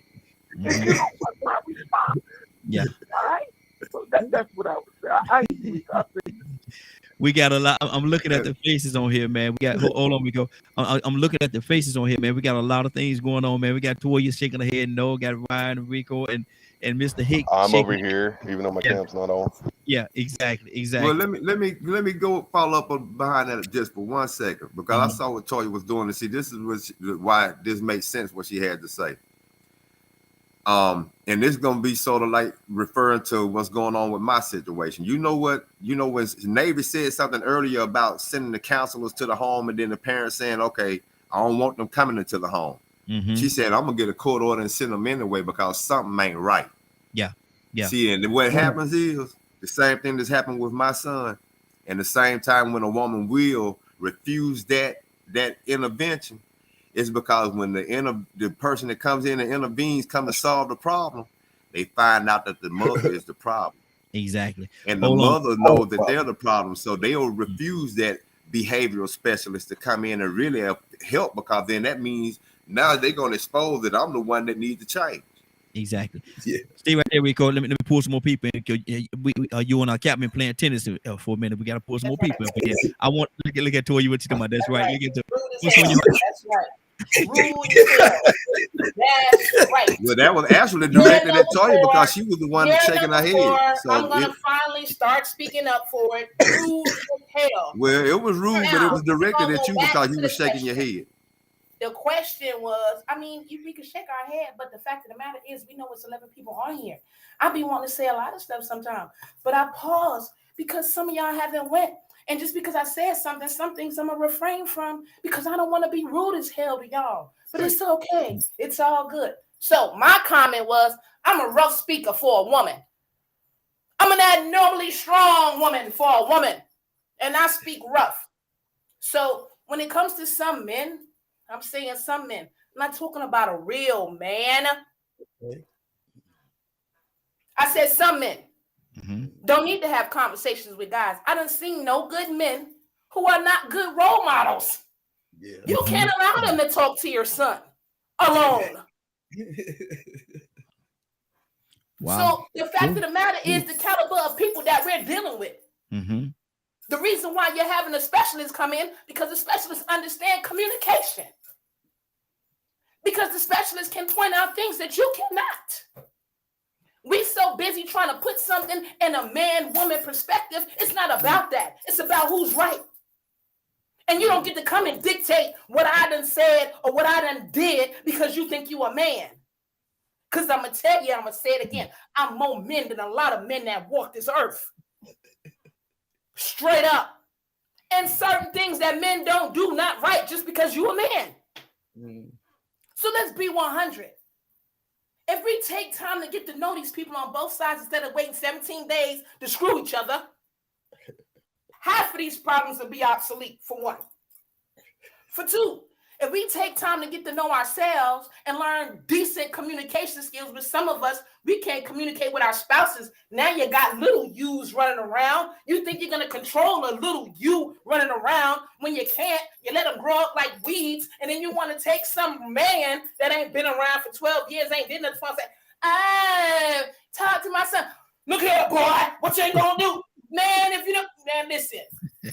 I've been the only man up in this household for the last 10 years, and you think you finna run up in here and tell me something? Come on with the jokes. Let's be 100, y'all. Let's be 100. We keep giving power to people who don't have power because we misused it. Listen, I got 7 nieces and nephews and a lot of them, 17. A lot of them wouldn't deal with their fathers, but I promise you they fear me. They don't fear me because I'm a woman. They don't fear me because I'm their auntie. They fear me because I took the time to teach them everything that I knew, that I told them that I loved them. They know I'm going to die for them. They know what's the expectation. They know what's the standard. And this is what we go through all the time. My oldest is 36 years old, and he know if he ever in his life raise his hand at me, he'll tell you for himself, I got to make it to the door because auntie told me when I get this side, she running me over.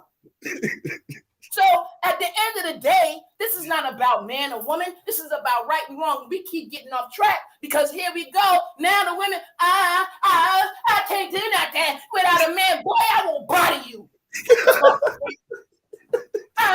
I need a man. He's not listening. Yeah, I got your listen. I got your listen. Oh, Jesus. Please let me go after her. The picture gonna be up there. I'm gonna have my picture on one side and their picture gonna be on the other. Cause let me tell you something. If they call you talking about handling mine, you better lock them up. Because if you don't lock them up, you're gonna lock me up. And unfortunately, that is the fear that I use for all 17 of them. And they're not right, but they're not in jail. They're not murderers. They're not rapists. And they know not to beat on none of my family members. And there ain't no man been around. I'm just throwing it out there. So we real about raising our kids the right way and stop putting this power on a man, a woman, the state. Nah, bro. You lucky I didn't swallow you, but I'm gonna send you back where I got you from. Okay, Toya. Okay, in the corner, in the corner. Go on over there. Please go now. I'm doing a certain. Hold on, Badge. I'm coming to you. I want to talk to my ladies right now. Let me go to Cassandra. Cassandra, what's on your heart? Yeah. You know, I've mentioned this particular case before.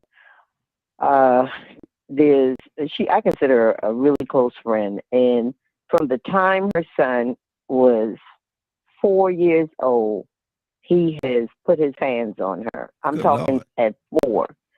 And later on, we found out that he had some mental health issues going on. But now it's gotten so out of control. He tried to, he's blackened her eye. He has done different things. He tried to kill him in the car. Now he has a gun, and the whole house is under house arrest as far as I'm concerned, because everybody is walking on eggshells because they don't want to set him off. And she tried to get, help from him, mental health help. They've had to call the police multiple times from him, fighting and threatening people. When I tell you, I feel so hurt for her and her family and what they have to go through and have been going through with this child since he was 4. I'm talking tearing up stuff, kicking in walls. It's crazy. But if you saw him right now, you wouldn't think there was anything wrong with him. Mm-hmm. But he is so dangerous. So, and I think I said this once before. One time she called me. She said, I'm going to kill him, and then I'm going to kill myself. Wow. Literally, she was like, she said, I can't do this anymore. And I think I said this too. I spent like 2 to 3 hours trying to step her down, get her to step back. But she was like, I cannot live like this anymore. That's torment for some people. If you have a child that's putting his hand or her hand on you, that's a problem. Yeah. And you need to do some type of intervention. Somebody needs to try to help. I can tell you right now, the mental health system does not help with children like that, because when I worked with the Georgia Department of Behavioral Health, I dealt with children with serious behavioral issues. And when I tell you some of the stories that I've heard from parents would literally curl your hair. I'm telling you, of abuse. Wow. Now, how old is he, and is this currently going on? Yes. Yes, Rico. He's 20. He's in his 20s now, early 20s, and it's still going on. That's what I'm saying. Literally, he has a gun. He got hold of a gun. He joined some gang and got hold of a gun, and he will literally pull the gun and hold the whole family hostage. Wow. Zamari? And the police will come and they will not do anything. Wow. Wow. So he got free reign to do what he want to do, basically. Zamari, what's on your heart, sis? Yeah, it's time to put. I'm sorry, I hate to say it, because no one wants to hear that about their child, or if you're close to the family. But it's time to put him somewhere. If he's that much of a danger, there's got to be some place to put him. Jail's not the place for him, right? Because if it's a mental issue, jail's not going to help that. And I don't know if there's any kind of medicines or anything like that this kid could be on that would help him. But something's got to get done somewhere, right? Because now he's 20-something years old. He's putting his hands on his mama since he was 4. It doesn't matter how often you spank a child who has something like that going on upstairs. It doesn't matter how many times you correct the behavior, in my opinion, depending on the extent of that mental issue, because they're still going to do it. And it could even make them angrier, right? And they're just going to keep doing it and keep doing it and keep doing it and keep doing it. The more you try to correct it, the more they're going to keep doing it. So in a situation like what she's talking about, corrective measures, that discipline, that hard discipline, is not going to fix that. So what do you do? Do you think that had it been addressed at 4 or 5 years old, they wouldn't be in this situation right now? Well, it depends. Did the mama try to? I mean, that's something for her to answer, because she didn't say whether or not. I would assume. Yeah. I don't know. But let's say it was corrected, right? Let's say she did do that. Let's say she did dish out that discipline. But again, then we have to go back. Okay, this is something going on upstairs that discipline is not going to correct. Because that's not how people who have those mental health issues like that on that level, discipline's not going to correct it. It might help to a point, but then you have to have, like she was saying, those other interventions. You have to have something in place that is going to help keep that child on track. And so without all of those different parts, this is the result.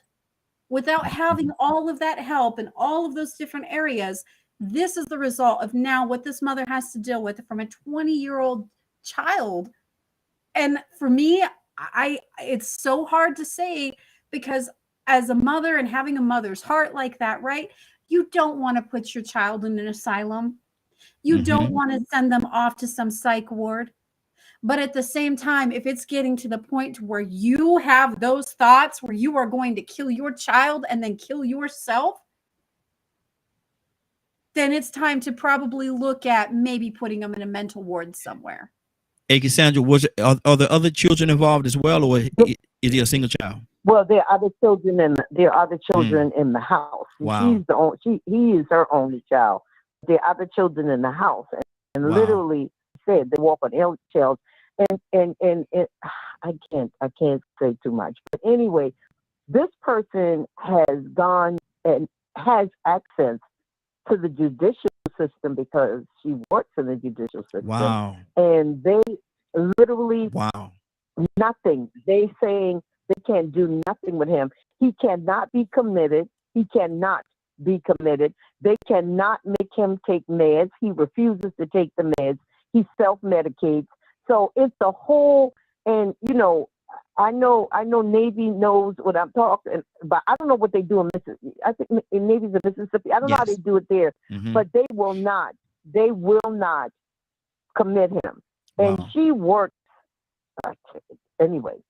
Let me go to Navy. But believe me, yeah. Wow. Navy, what's on your heart? What are you hearing? Man, like my heart breaks, because this is like, for Miss Cassandra and I, we we see this every day or every other day. We see it more often, don't. And that's and as well as some of the others that's on the line that may not necessarily do what we do, but are involved in other places. And the sad part is that baby being 4 years old. Now to answer your question, Cassandra, it ain't too much different here in Mississippi once they get over the age of 18. And that's the unfortunate part. Now there is something to where they could possibly go to Chancery Court and get a I forget what it's called though, maybe somebody can help me with it, to where they can be committed, but you have to jump through so many guardianship. They have to get guardianship up. To do that, to where people just get frustrated with it. And then when you think about the other exposure that they can't have, trying to find a good inpatient facility that's longer than 14 days.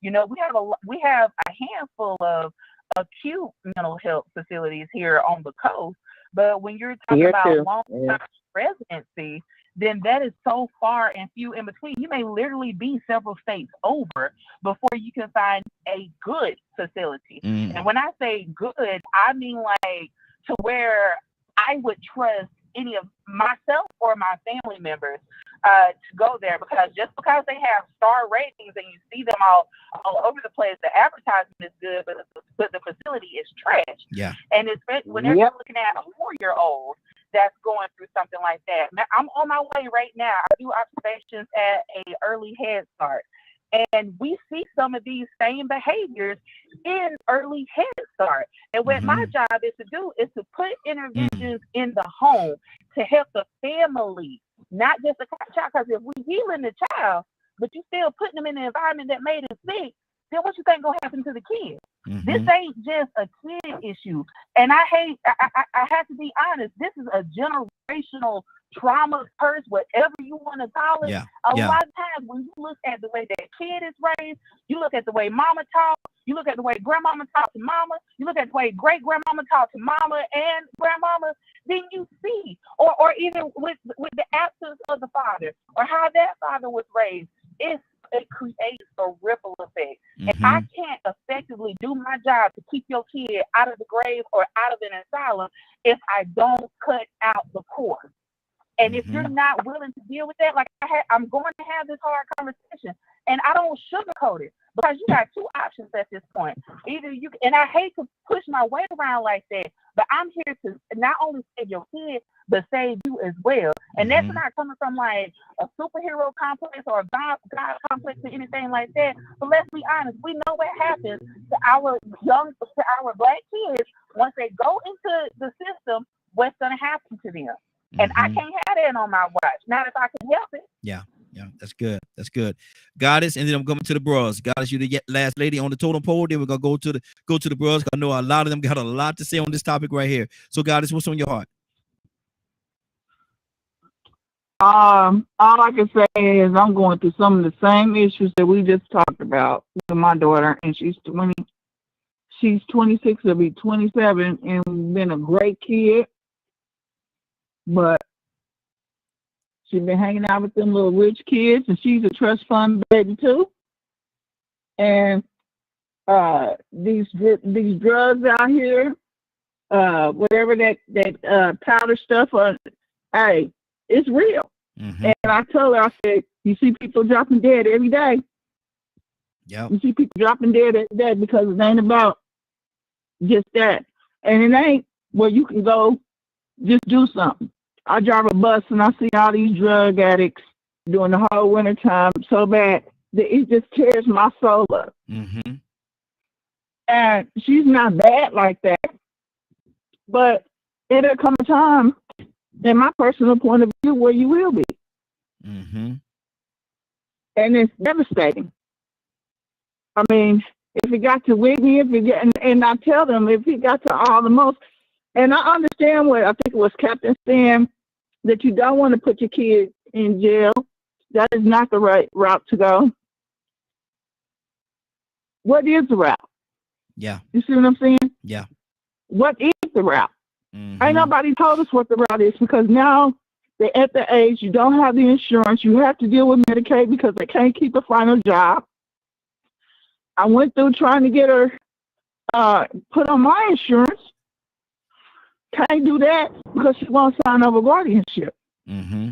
So that's how I know how you're supposed to go about doing it. Wow. Wow. You at AMS, you don't know what to do. So you up all night as a parent, like, or they say, I seen the silver car in the bad crash. Was that them? Oh, a girl got shot and a dude got shot. Was that them? Wow. These are the things that you're going through as a parent. Mm-hmm. And then still got to get up and go to work the next morning because you up all night. Or I didn't see myself get off of work at 1 o'clock at night and drive around trying to find her. Because you don't want to see them in a situation. Yeah. So if you turn around and you put her out because you grown, then you have to worry about them being in the street element. Yeah, exactly. My child is completely green. Mm-hmm. Wow. No, all you can do is pray and put it with God. Mm-hmm. That's what I've learned to. I mean, not that I learned to do that, I've been doing that, but I'm just saying that's the only thing I can find. If anybody on here in this show can tell me what I need to be able to do, I'm listening. Mm-hmm. That's wow. And we have a few of the ladies on here are actually counselors. I wish I had an answer for you. I really do, and my heart bleeds for you, man. I wish I had an answer, but at this point I really don't. And I'll just be running my mouth and talking. And this is not a time for running mouth and talking. This is the time for helping. So if Cassandra or Navy, if you know something, that's your areas of expertise, I yield time to you. Wow. Miss Goddess, I wish I could give you. I really wish that I could provide an answer across the board because it's not. There is no magic answer to it, y'all. Mm-hmm. And I have to be very transparent and very honest. And that's from a professional standpoint and understanding being in that situation, having family members as well that's in that situation. So I feel you. I 100% feel you. And it's the most disheartening and defeated feeling whenever this is your field and you can't find a solution for it. Not a long-term fix. I mean, you've tried putting them inpatient. You've tried that route. You've rallied the family members around. I honestly wish that I could give a cookie cutter answer to solve it all. But the only advice that I would give is just do what you can do, but the rest is up to them. When they get tired, they'll get tired, and then they'll figure it out on their own eventually. But that's the scary part, because if they don't figure it out on their own, then I got a question. Do you allow them to continue to disrespect your home, come and go when they please? I don't think so. No. No. I'm not saying that at all. Not at all whatsoever. No, ma'am. That's not what I'm saying. I didn't. Well, I'm asking you. Is that I mean, you know what I'm saying? Do I say, hey, give me my key? You want to be out there in the element? That's where I'm at now. Does she understand boundaries? 26. Does she understand boundaries? She understands boundaries. So if you say I didn't knock her out, I mean, I'm literally that type of parent. Like, I ain't going to play with you. Mm-hmm. So she understands if you say be in my house by a certain time, be in my house by a certain time. She do that, but when you on a drug or whatever, it don't. You have you don't care about nothing. Yeah, exactly. Go ahead, Navy. Rehab, are y'all, is she willing to go? Well, not if she's willing to go, but have y'all tried rehabilitation? I'd like to get a word in, please. We've tried. We've talked about it. I heard taking the initial step. No. Wow. So I'm gonna be very transparent and honest with you. I feel like at this point it shouldn't be a choice if she's going to go. That should be something like, if you, I don't know what state that you're in or what have you, but I will go to my courthouse and I will have it drawn up to where I am committing her, because at this point I will look at it as she's a danger to herself and to others. And that's and for me, and Miss Cassandra, please like tell me if I'm saying it wrong, but for me, when it comes to the safety and well-being for her and what she's capable of if she's capable of hurting herself or capable of hurting you, then I feel like that's your green card to pull. That's your trump card for the most part, because if not, then she is going to end up dead, or she will end up hurting you. But So the that's problem the is, most important thing. Wow. Cassandra, you wanted to say something? the problem is that she's not at that level. Like, she's not violent, none of that. But you can't wait until it gets to that point. You don't want to wait until it does that point, though, do you? No. Yeah, exactly. So yeah, I can go with that. Yeah. And then I could try. Okay. I would try that, because you're right. Yeah, you don't want to wait until it gets just spiraled totally out of control, and then there could be no coming back. At least right now, there's a point where she can, hopefully you can grab onto her, and it can grab onto her and bring her back. Because once it spiraled out of control, man, I've transparent, man. I got a couple of family members there that drugs took them out, man. It took them out. That's just truth. Ain't number one truth. I'm here to tell it. It took them out, and then we lost them. Because they got so far and so deep into that thing, man, where nothing else mattered. Nothing else mattered. I had an aunt, man, and God bless the dead, man, but she was in the hospital trying to get somebody to bring her some crack while she was in the hospital bed, man. That's how serious that thing is. She in a hospital bed, man, trying to get help, and she calling people trying to get them to bring her some crack to the hospital. Oh, man, I found out that, man, and excuse me, y'all, but I cussed them out right and left. Told them if they did, and y'all can finish the sentence. If you do that, and y'all finish the sentence, I want to finish the sentence. But they understood and they did not do it. Let me anybody else, ladies, and I'm gonna go to the bros. I know they got a lot of things to say about this situation, but any ladies and one of y'all got anything else to say?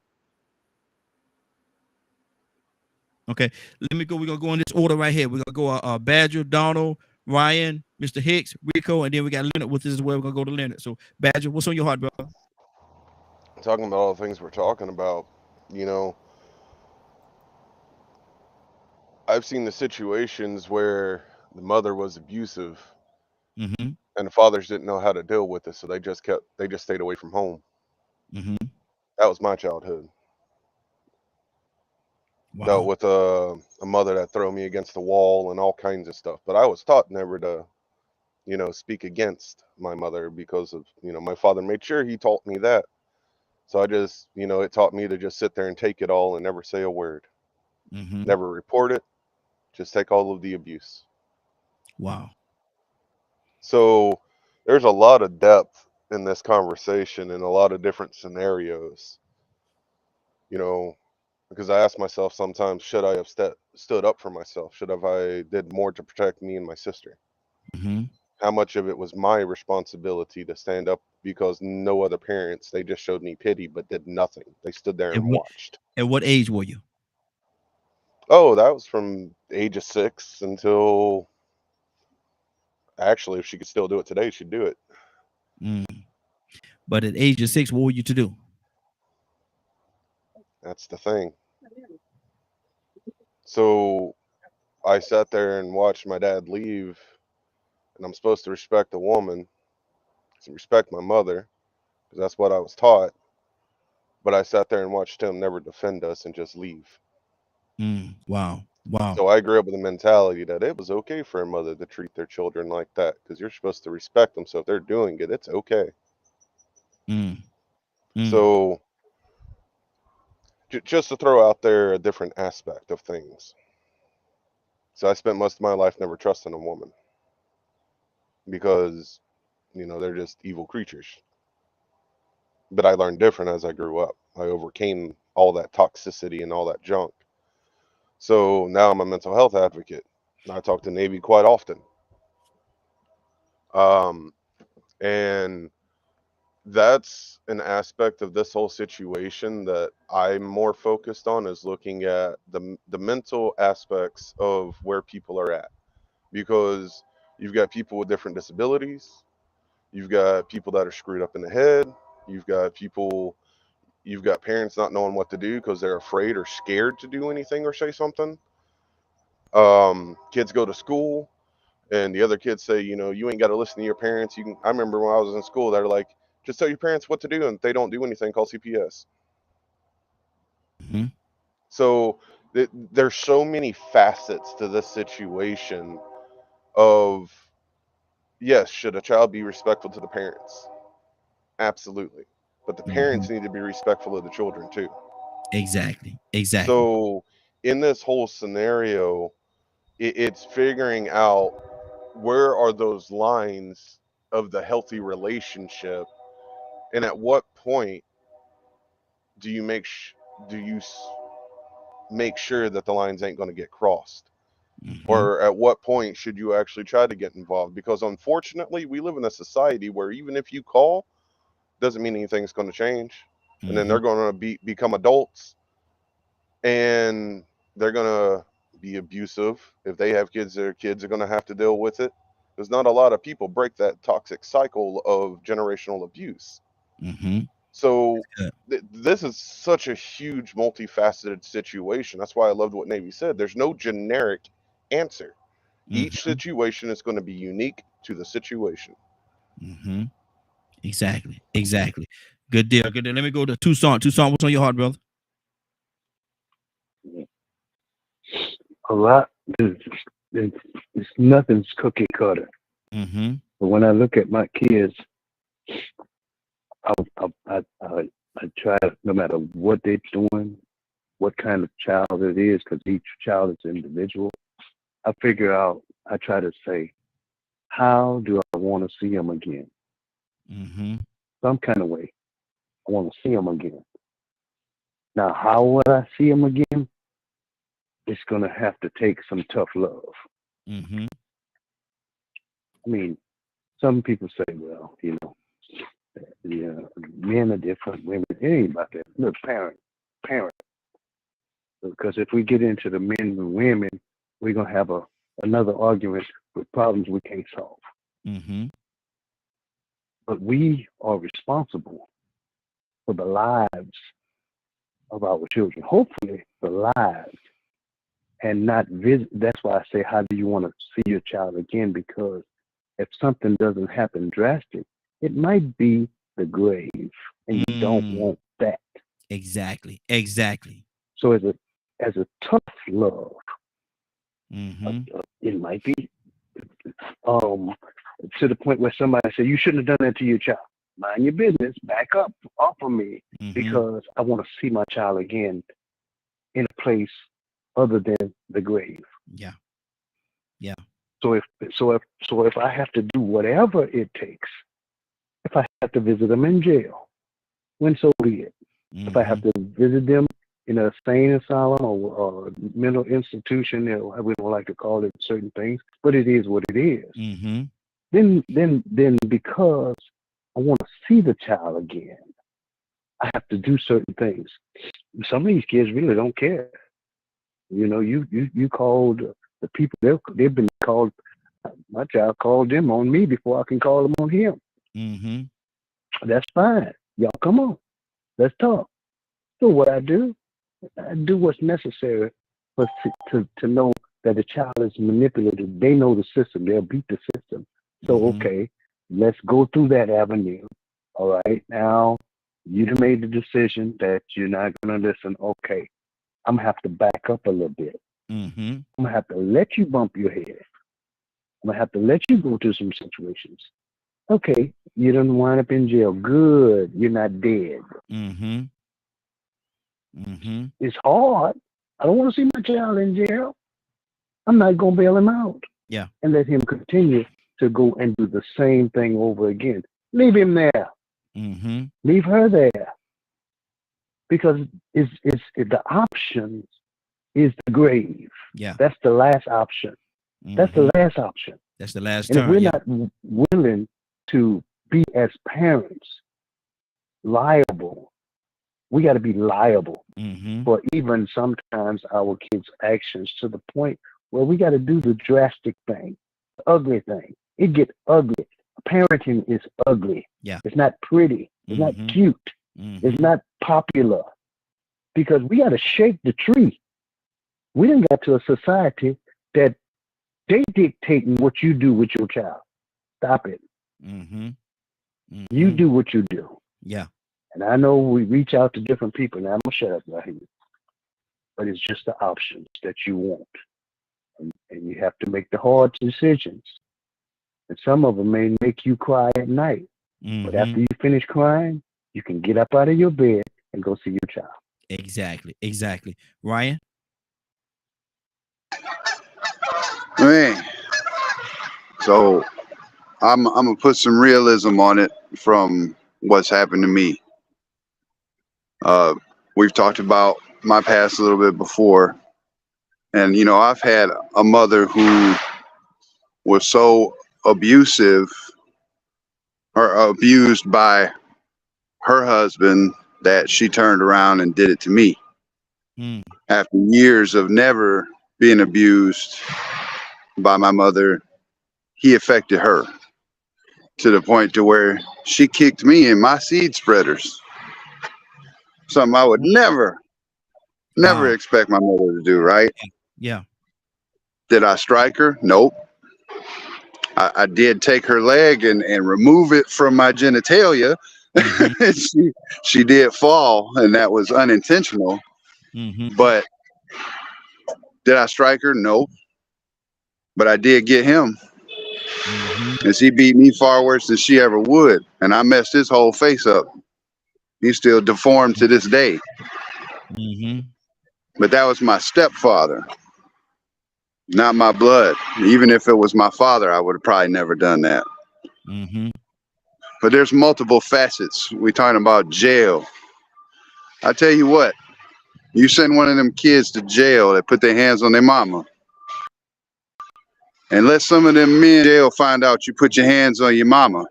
Yeah. There's going to be some quick village treatment, and you go home and kiss your mama's feet, because if you don't, they're going to find you. Yeah. Trust me. I've seen it happen. When I was a CO, I seen it happen. That's another avenue. That's not the one you want, but if it's got to happen, it's got to happen. But I like what Cap said. If you got a dysfunctional male in your family who's putting their hands on anybody in the family, take them out back. Show them what's what. Show them how it feels to have hands put on. Sometimes it has to come to that. And I know that's a hard pill to swallow. But like Toya said, these kids out here today, they ain't caring about nothing. Yeah. Nothing. It don't matter. They come in here where I work every day. Hey, man, let me show you something. You made an error right here. And I'm cool, calm, collected, not judgmental, not accusing them. I take them and show them in the kindest manner, and they want to buck up to me.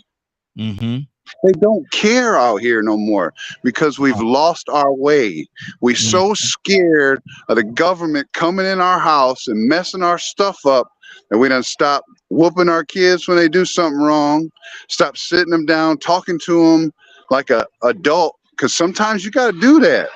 You got to talk to your kids real. And everybody's so scared of everything, and it's messing up all the dynamics. All the dynamics of family. Like, you should never have these kind of problems in family. Sure, there are mental health scenarios. Sure, I get all that. When we're talking about life and death situations, that's what I'm hearing right now. Life and death situations. My heart goes out to Goddess, because I don't know what I would do. I just lost my 19-year-old, not to her life, but she left me for another man.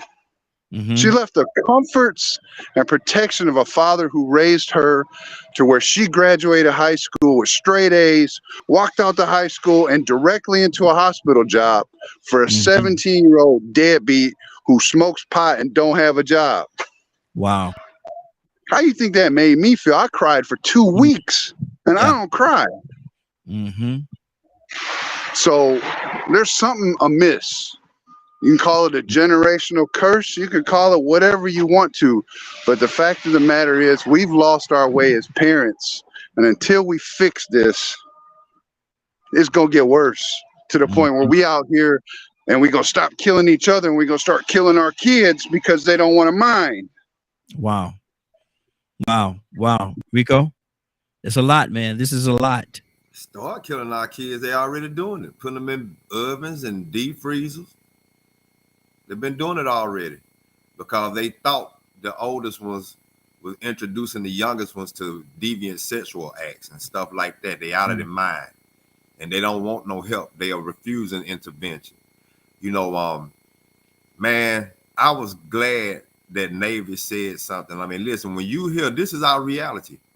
When you hear the behavioral professional specialists say it's scary. Yeah. I don't know what to tell you. That means there's a number of things acting in unison that's sort of creating these conditions and also putting you in a situation where you can't help these people. It's almost like damn if you do, damn if you don't. Cap was right. You don't want to call the police on them because the police might come down and be overzealous.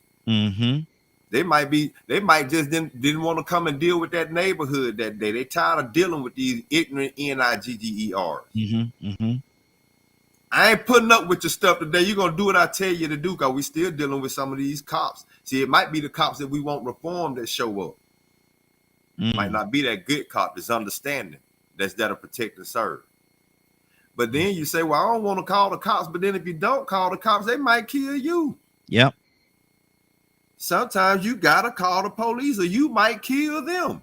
Well, I'll let the police handle you since you don't want to listen to me.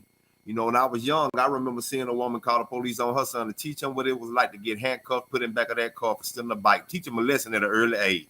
Because what she had been doing as a single mother didn't work. But, you know, I didn't want to make this a man and woman issue, but even though most of these situations do happen with single mothers, you're not listening to hear these issues going on too much with single fathers. But it does happen. Yeah. But not too often to the point where they saying, hey, he putting his hands on me.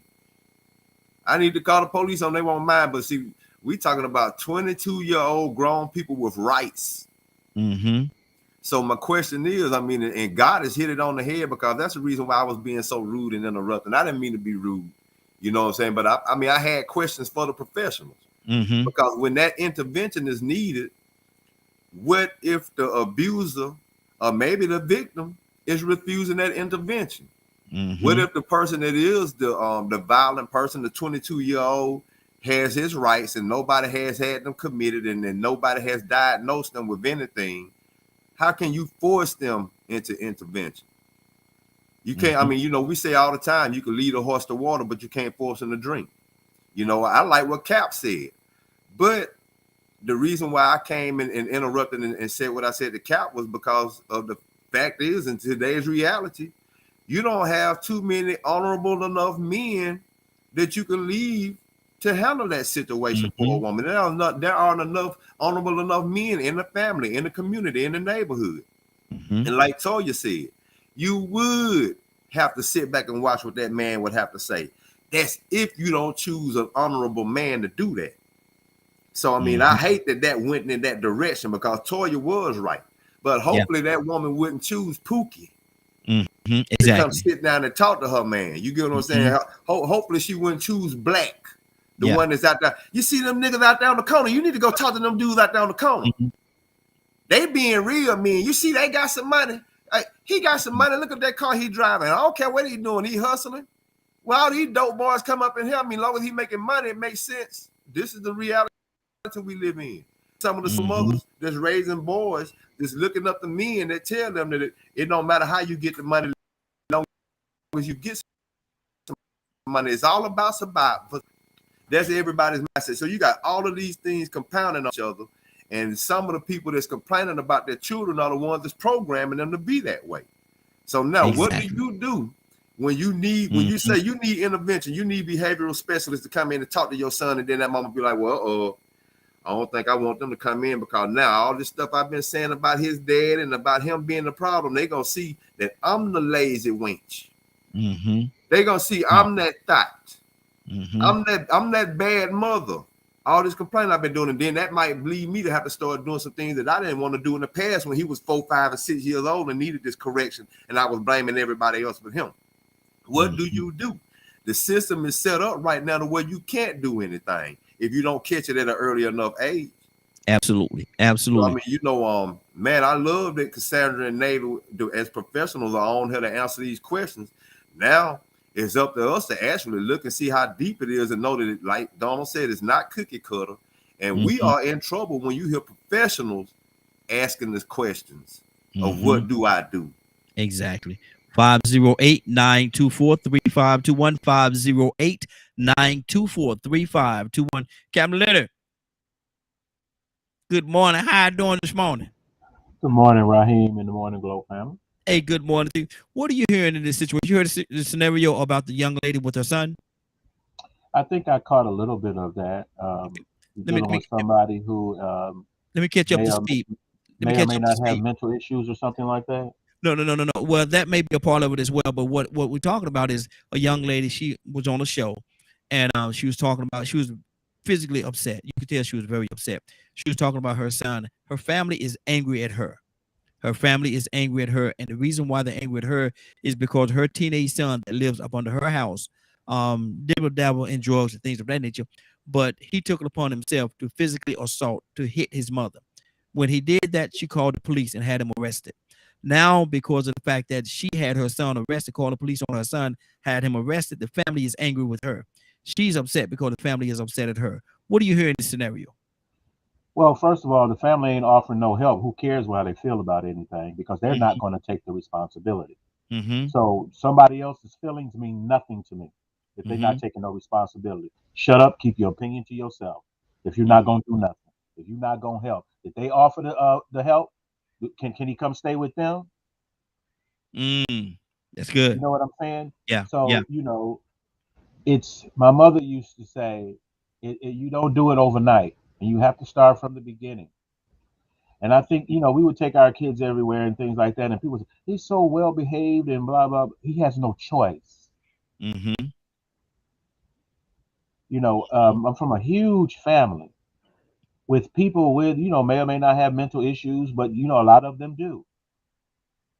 But we have to put that pressure on them so they know who to try and who not to try. If you love drugs, you can't come here no more. Yeah. If you want to be in the street, stay in the street. Everybody is waiting for that call that you're dead. Because that's what that street has for you. All this drug use and people doing what they want to do, and then, you know, everybody making excuses. No. If you got enough sense to do wrong, it's because you don't want to do right. And that's the bottom line. You cannot be so aggressive to do everything that you want to do that's wrong, and somebody say you got a mental problem, but you don't got, but you love to do wrong. You can plan doing wrong. You can be on time for doing wrong. You can dress the part and everything else. You choosing to be the way you are. Yeah. You couldn't get in my grandmother and them had bars and stuff on their doors, right? So you couldn't even get in. Matter of fact, I don't have some cousins, they ain't allowed nowhere but the porch. Yeah, that's true. You know what I'm saying? You knock on my grandmother's house if you want to beyond a certain time. You're going to be met with a pistol at their door. They did not play any games. And if you had to do all that other stuff you want to do, get away from me. Exactly. My mother has been the guardian for several people with issues. God rest her soul. Right? And it was just, and that's how we grew up. Mental illness was everywhere. What is called mental illness today. You know. But folks that just, they don't want to do right. They street people. Because they prefer the streets. I'm a big believer. If you can't control and behave yourself, you belong in a cage. Wow. Because I am not going to allow you to hurt innocent people at will over and over and over again. Mm-hmm. And see, and that's what our system is allowing to happen. You got this, like, say for instance, you said he hit his mother. Yes. Where's her mother brothers at? Mm. Her father. Mm-hmm. Also, young ladies have to understand. Don't get caught up in breeding with wicked individuals. Mm-hmm. What you think that child is going to see? Your wicked lifestyle, dealing with wicked men and women that have no moral integrity at all, and you expect this child to come out okay? Mm-hmm. Wow. Wow. Even think about it. A Mm-hmm. woman that has a child with a man that don't take no responsibility for nothing, in the street selling dope, and he's just a menace to society, and you go and have a child by that man, Mm-hmm. this does not make sense. Exactly. This outcome is what happens. Like Rico said, you can, even as a court-appointed advocate, I can go in home and tell what the problem at. It's good deal. Good deal. 508-924-3521. 508-924-3521. Got 30 more minutes before we get out of here. Got 30 more minutes. So give us a call. Let us know what's on your heart. Cassandra, talk to me. Yeah, I really was being careful about what I said because this person sometimes comes on the show. Mm-hmm. Okay. So I didn't want to say too much. Mm-hmm. But it's the reality is there that we deal with some really serious issues with children, and we know that but that's not our topic for today. We know that there are children that the parents that abuse children. We know that. If not, we wouldn't have foster care, to tell you the truth. Mm-hmm. But we're talking about a child hitting the parent, and when I tell you, when you talk to parents and they are afraid, I mean literally terrified of being in their own home with their children, the child that they birthed, and I'm talking about as young as 4 or 5 years old, the parent is afraid of their own child. No, man, that right there. That's too much. I have a problem with that all day long, but it's a reality, and I know Navy. We've dealt with these, these type of households. It is heart-wrenching, and the parents are crying, and you can't. I mean, what can you do? Because they're not going to take, they're not going to remove that child, willy-nilly. The foster care, or the system is very funny about removing the children, as they should be, from the home, but you're living in there afraid of your child every day. Every day. What the heck? Wow. But it's the reality. Yeah, that's a lot. That's a lot. Goddess, what's on your heart, sis? Toussaint, you next. Goddess, I'm just sitting up here listening, I'm sitting up listening and just taking heed to the things that I think that suits me, and I think that I think that was Navy who was talking to me. I'm not for sure. I think that was Navy who was giving me advice or whatever, and I am going to proceed on that matter and try my best. Say, hey, they presented it, and I'm just sitting up and looking at ways how I can, when I present it into court. Because I'm looking for the paperwork, making sure I got I don't have the guardianship, but I got the other paperwork. So I'm just basically trying to figure out when will be the day I can take off to go handle that. Goddess, how close are you to Texas? I'm far from. Well, I'm in Kansas City. I'm in Missouri. Okay. Kansas.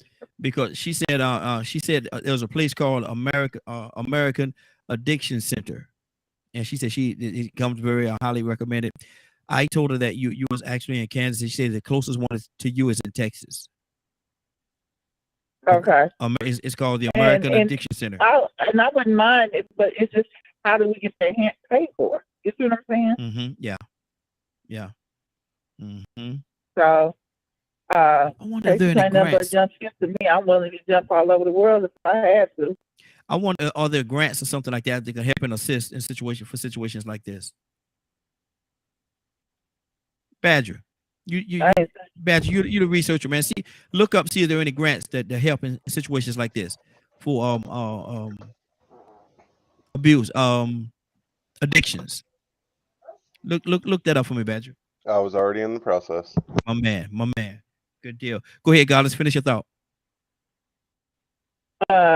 Yeah, and it's just trying to keep my sanity Mm-hmm. and keep it moving, and then not allow her depression to get into mine. You know, I know she was in that car wreck, and she lost her child in the car wreck. So I don't know. I'm sure that postpartum depression is part of it too. So, you know, just seeing what level that I can stand, make sure that I'm staying sane and not allow her to pull me down as well.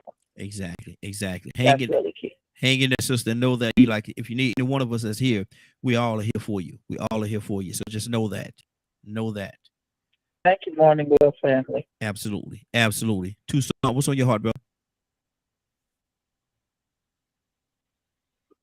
The thing about life, it has physical, emotional, spiritual, intellectual, and any other type of emotion involved. And life would cause all of that to happen. Mm-hmm. That's why you need the right people, the right place, at the right time to do the right thing. The right thing might not be the popular thing. Come on. But it can get it done. Not all the time. Mm-hmm. It's not nothing's promising, but you can at least try it. Yeah. All of it. Mm-hmm. The professional, make sure that you have somebody professional involved, because you can't. I'm just saying. Love the Lord. He heard my cry. All that. Mm-hmm. But everything ain't spiritual. Mm-hmm. I'm telling you. Come on. There's some things that are physical that you got to handle them in a physical way. So you can pray all you want to, but when you get off your knees, you better have somebody that knows and have had experience, that has at least an avenue that you can go to seek out. For they studied this, and that's their job. Mm-hmm. You can't always go to Pastor whoever. He trying to fix his own stuff. He got some stuff. He got crazy kids too. Yeah. I'm not saying crazy kids, Mm-hmm. but he got kids that does some stuff. Mm-hmm. But if you have all of that, then at least you got a you know, I'll talk to it. Can I say it right here? Uh-oh. Let me say it. Go ahead, say it, brother. I'll listen to a jackass. Hey. Because he might have something positive to say. Mm-hmm. He might be warning me for the danger that lies ahead. Mm-hmm. For the things that I can't see. Just listen. Mm-hmm. I'm telling you. I see how you threw some scripture in there. Yeah. I see you threw some scripture in there, but yeah. go ahead. Oh, really got to be. That's what I'm saying. Yeah. You have to have everything. Mm-hmm. Everything. Life, you are physical and a spiritual being. So why not have physical and spiritual as a point in your life? Mm-hmm. You went the wrong way. I had a brother that the next thing I knew, that he was putting a 2x4 inside my arm, because I had to block my head with my arm, because he had hit mom. Wow. And I don't care who you are, and I don't care what mental state you are in. I don't care nothing about that. You hit mom. Yeah, that's all I see. That's all I see. Yeah. So what I'm saying is, he had an issue. He grew up with something happened. We still don't know. But the thing about it is, we had to deal with it on a physical standpoint, on a spiritual standpoint, and a mental. All of that was involved. Mm-hmm. Because when you at the point that you're willing to smoke anything that burns, Yeah. Exactly. Keep this and thing. anything that causes you to do something to your mother, you got a problem. Absolutely. I want to tell Goddess something real quick, please. You got something? Hey, Goddess. Is she there? Goddess, you there? Yeah, she's still there. She got having a problem. But she about to step away for a minute. I'm here. Okay, go ahead. Check your Facebook Messenger, sis. I hooked you up with some things I found. Okay. Good deal. Cap, what's on your heart? Zamari, coming to you next. Thank you, bro.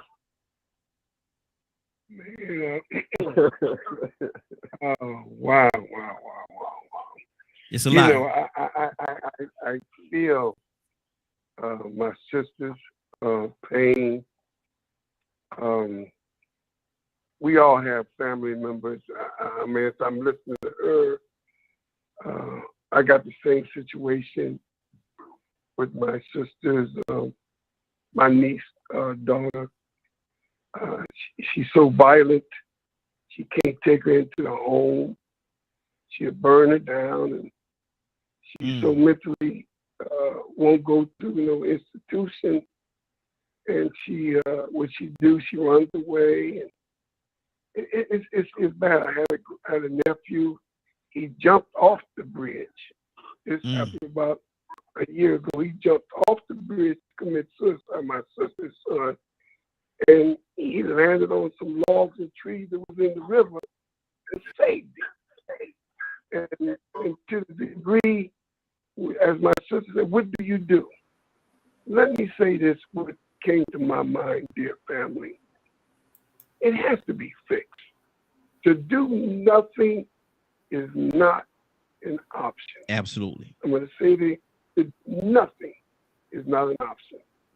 And no matter how we leave this line today, I'm leaving this line with a more determination. And remember, y'all, I have peacekeepers in 33 cities. That's my organization, the Peacekeepers. I want to utilize my peacekeepers to create within those cities a council of board of professionals like Cassandra and Sister T, who can be a part of a counseling that if someone like my sister Goddess would call, we may not know everything, but we could surround her with the best professional people that we know how. But the main thing we could surround Sister Goddess with is love. Love. Give her the love to know we got you, sis. Yes. You know, we know it's a family member, and we're going to do all we can. We can do that. That is within our power on this line to do. And if Ryan said, you know what, Captain, count me in Detroit. Let me put a team, and then somebody count me in. At least we can start addressing by having a team of everybody on in this city to say, well, you know, we may not solve it, but I sure enough can give you some love, and we can get the most professional people, and then let God lead the way. Because everybody on here are God-fearing people. Yes. And if God see us trying to do something, the Bible said, when 2 or 3 gathered in my name, there I am. So I believe this touched me, that I will address the next time I have a board meeting with all my peacekeepers about putting together that kind of team in that city that would address. And we're not mental health specialists, but we know mental health specialists. But the main thing is surround that person who's going through with the best of advice, the best expertise. But the main thing, Sister Goddess, Lord knows we love you, sister. Trust me that God has you and your family. Trust me. Exactly. And just the fact that you spoke on it touched me in a way that I said, man, from this day forward, I'm going to try to put something like that together. That when she said what to do, and I could say, sis, where you at? We got a team right there. Yeah. And we can give you love and give you service. That's what's on my heart right here. Good deal. Good deal. Zamari? Yeah, I apologize, but I was distracted when Goddess was giving her story. I heard something about her daughter, but that was all I caught. So I can't really speak anything on that. And I do apologize because I wish I had heard. So I don't really have anything to add at this point. Okay. Good deal. Mr. Hicks? Oh, yes, sir. Yeah, I'm calling on you. Don't be shocked. Not like you shocked, man. I'm calling on you. You better know I'm a wise man. I've been around a lot of people. There But you anyway, I just want to say one thing. You skip all over me, bro. It's all good. I understand. Man, you been gone. How am I call you and you gone? Well, I tried to tap you at a point before I wrote on the thing. I don't like to interject, but I tapped on the thing. I explained to you. I know I saw you look down and read it. So anyway,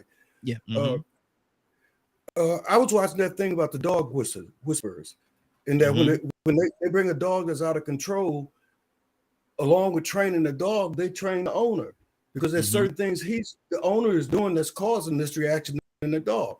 I got experience in the social, I got a degree in it. I worked 15 years with juvenile leagues in the court system. Okay. So I'm in that level. I don't have it. So I got some experience. Jail was the best thing for me. Wow. It saved my life. It did. And I'm saying that point to say this. I don't think you should call the police in a domestic situation. I work law enforcement. They're the worst situation you can go in. The domestic disputes, emotions are high, and everybody's out of control. I guess I'm saying the one point I say is that when I worked this pro with the juveniles for the first year, we just worked with juveniles, but it developed. Even then, we recognized that the parents got to change some things. So the second part of the program was the parents, and the parents came in to let them know what we were dealing with in the group sessions, so they can pivot off that. Had great success. It's changed in all these situations. Everyone always feel that you got to make this kid change. This kid's got to change what he's doing. They both, the parents and the children, got to look at this stuff honestly and address some hidden things. I mean, kids see parents lie. They see their parents accept. They don't have respect for that. So when you get home and you start pointing these things at the parents, you really, it's really like you can't work with the child by himself. You got to work with the parents. You got to work with the caregivers. They got to change some things that they're doing, some things that they're thinking, because kids pick up off not just you saying, everything you do, and they feel your energy. So, sister, you got to teach the parents. Change. They got to change. See, that's that wisdom. That's that wisdom. I didn't say it to you. I don't want you to hear that your head already big, but that's that wisdom right there. And I'm gonna keep it moving. Look at your head already big, so I ain't gonna say no more. I'm gonna leave it right there. I love you, Rico. I love you anyway. I love you too, brother. Yes, sir. Yes, sir. Rico, what's on your heart, brother? Man, I agree, man. That's what I've been saying in the chat box with me and Zamari going back and forth about that positive example and that consistent. You know what, man? From the minute we're born to the day we die, our whole life is going to be built on cause and effect, consequence and response to something that we did, and learned behavior. And the thing is that what I'm hearing. Not just in this situation, because I'm in the same situation too. The part that y'all are hearing of what I'm going through now is in order to prevent the latter part, because I see where it's headed. When he turned 22, I'm going to be Goddess if I ain't careful. I'm going to be the one with him on my t-shirt, or I'm going to be the one sending commissary. Yeah. If I don't stop it now, and see, there's still a system in place to sort of preventing that, but there's a culture, there's an existence. The way we exist right now pretty much makes it hard for you to be a consistent example. I mean, I look at the social workers, I look at the mentors, I look at the coaches, and I realize that if you give them 2 to 4 hours a week, and then you give them maybe 40 hours a week in school. That's 44 hours. They still got 128 dysfunctional, deviant, confused hours of influence going on around them that they got to survive in. And it's in these conditions that you have to survive in, sometimes if you can't beat them, you got to join them, or you won't survive. Or you'll be traumatized because somebody always beating up on you and bullying you because you won't conform to that negative behavior. So what I'm seeing is all these conditions really show me that the reason why they exist is because the village don't exist no more. Ain't no more we. Where the brothers at? Oh, the brothers minding their own business. Donald said something key.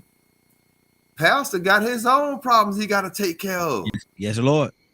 Now, why Pastor got these problems? Oh, because Pastor might have to have 5 or 6 sources of income that he got to hustle out here and get, and he ain't got time to sit back and to supervise, mentor, protect his children and his family from all these other outside influences that not only exist, but have multiplied.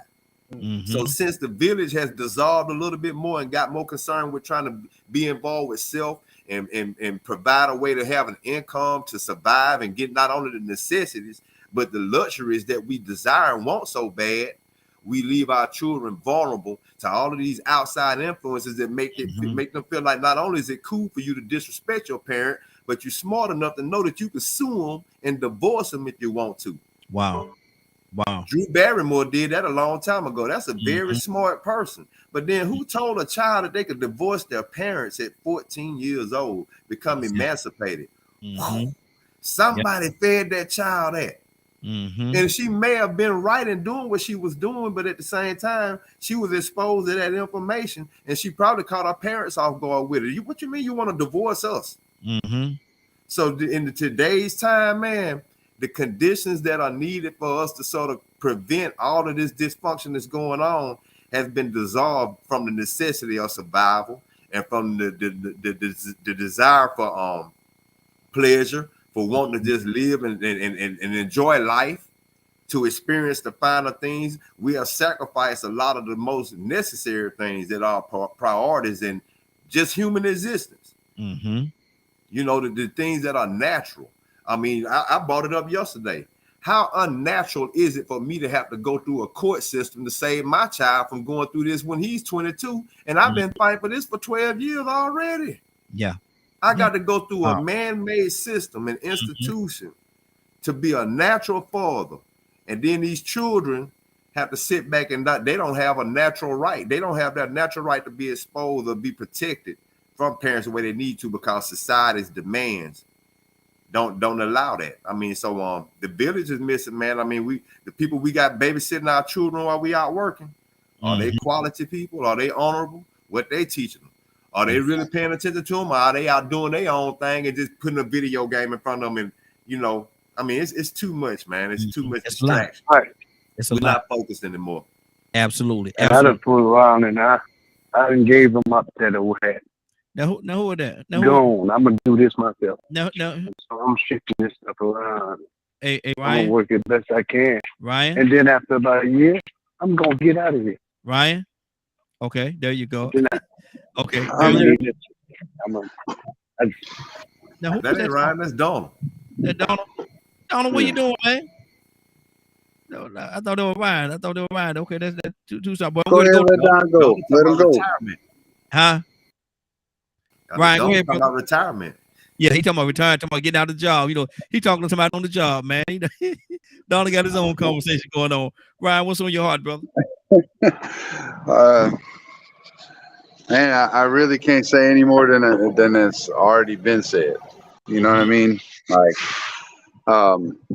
I guess really get in a situation. How can we get in a situation or be placed in a situation where we even have to deal with the idea, just the idea of a son abusing his mother?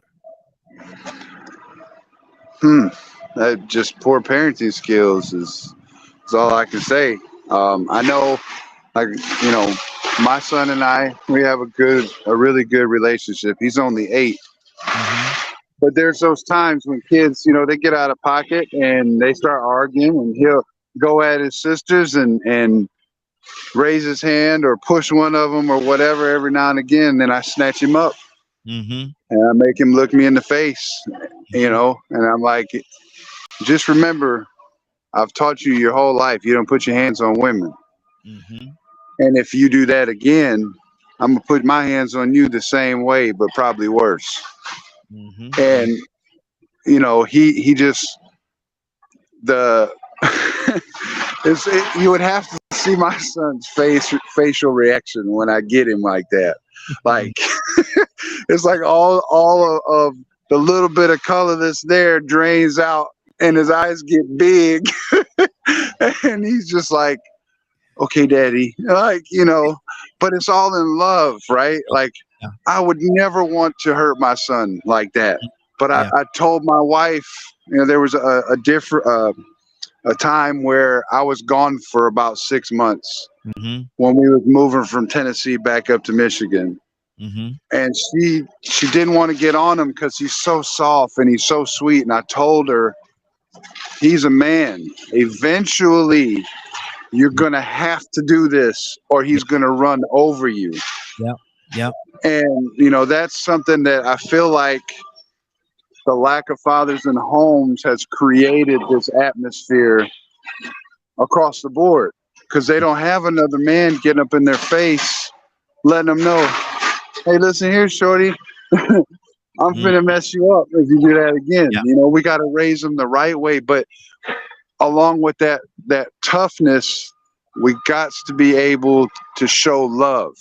Mm-hmm. And that's something that's hard.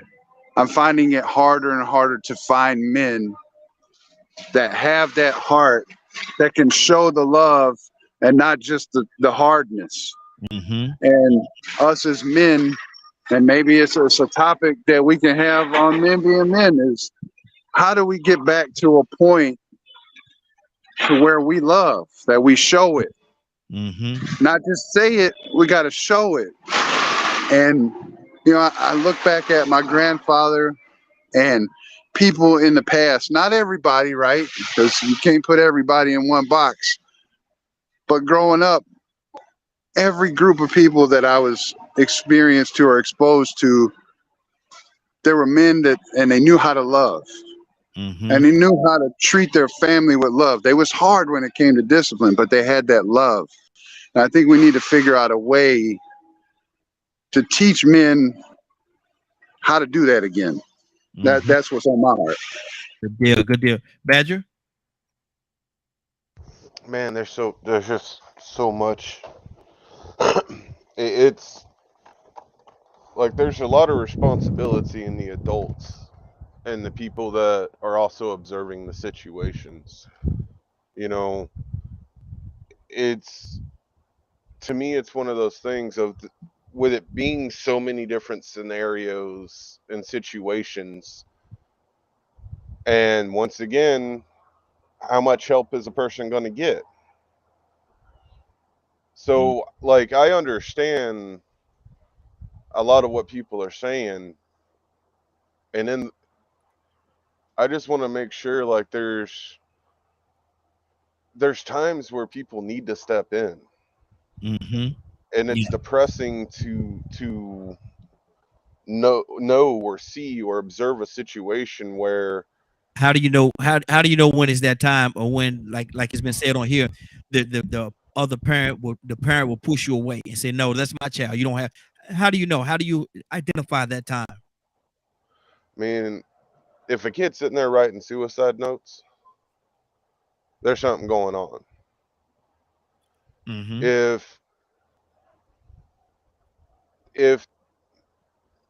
If a child doesn't even know how to speak about what they're feeling, or are afraid to, you know, there's one thing of teaching your kid what stays in the house, you know, what happens in the house stays in the house, versus there's abuse going on in the house. Because even if it happens at the home, it stays in the home, there's still those fine lines of, you can tell that it's healthy. You know, when you sit there and you ask a kid, you know, is everything okay? And they just bow their head and say nothing. You know, there are so many signs, and I just remember growing up just hearing everyone just, it's none of your business. Don't step in, it's none of your business. Over and over from so many different people. And then now we're having conversations of, you know, look at all these lazy kids. And it just reminds me of, you know, I'm 36. So I just remember growing up going from where the grandparents are helping, or, you know, the neighbors are worried and they're making phone calls or something like that because there's something messed up going on. And that happened when I was a kid, and they showed up and they still thought my mom was a capable human being. So I just continued having to deal with it. And then a blessed thing happened. She decided to go to Texas, and my dad stayed in South Carolina. And my dad finally decided to get a divorce. So, you know, that was about 11. I was 11, so 5-6 years. And then when I needed help, you know what my dad did? What's that? You're too much for me to handle. I'm going to send you to your mother. Wow. Man, what did that teach me? So, and I see that happen so much, that where there are these situations where families are asking for help or kids are asking for help. Watching a teacher cry in front of me going, I wish I could do more to help you. Wow. Because they know what's going on. Like, I guess I get a little offended sometimes when all these topics come up, because calling a kid lazy and all these things, yes, there are those situations where they grew up in a ideal home and there ain't no reason for them to be lazy because they have all the morals that they need. They have that foundation.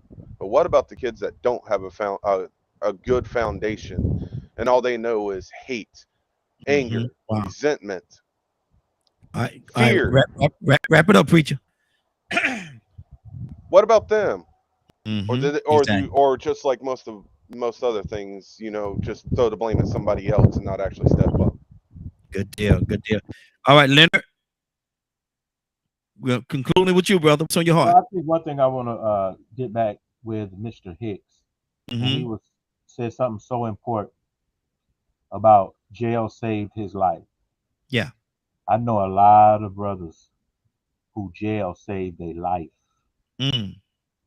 Because see, what people don't understand, these people will take advantage. Your family, these kids are taking advantage of you because they know you love them. That's how they're doing it. You put them in an environment where with people that act just like them, a whole new set of rules come into place. You sit next to somebody who ain't getting out. You think he gonna tolerate you saying anything to him? Oh, you gonna learn how to act, or you gonna be dead. You're gonna learn today. And see, that's what people have to realize. It's better to be strict in the developmental years of a child, so they get used to knowing you're the pack leader, as somebody was talking about the whisperer or whatever. Because I used to train dogs, right, in the military. And you have to establish yourself as the pack leader. To this day, my son is about 23, he'll be 24. And he sent me a message the other day. He lives with me, by the way. And he called, can I go to the movies? I said, sure. What bothers me more is that he's an adult man asking my permission to do anything. Because that's what my son can't stand in front of me raising his voice. And no, you will stand right here with your hands to your side when you're discussing with me. And even when they used to try to get out of a line, if anybody that been in the military understand, you don't speak till I give you permission. You have to establish these boundaries early in a child's life. Because when they get to the point where they looking at you telling you some of anything, God rest my mother's soul, she let us know, I will kill you. Exactly. The moment you believe you're going to put your hands on me, God forbid, and you have to be strict when these children are young. So at least they have enough sense to leave your house when they want to do whatever it is they want to do. Exactly. What's your scripture for today, brother? My scripture for today is, Caught you off guard, didn't I? Yeah, you did catch me off guard. It wasn't because I was in Corinthians and it wasn't a whole lot there for me when I was reading. But the Bible guiding verse was the verse where man can't even imagine what God has in store for them who love and trust him. Good deal. Good deal. Rico, what's going on at 3 o'clock today, sir? In its entirety.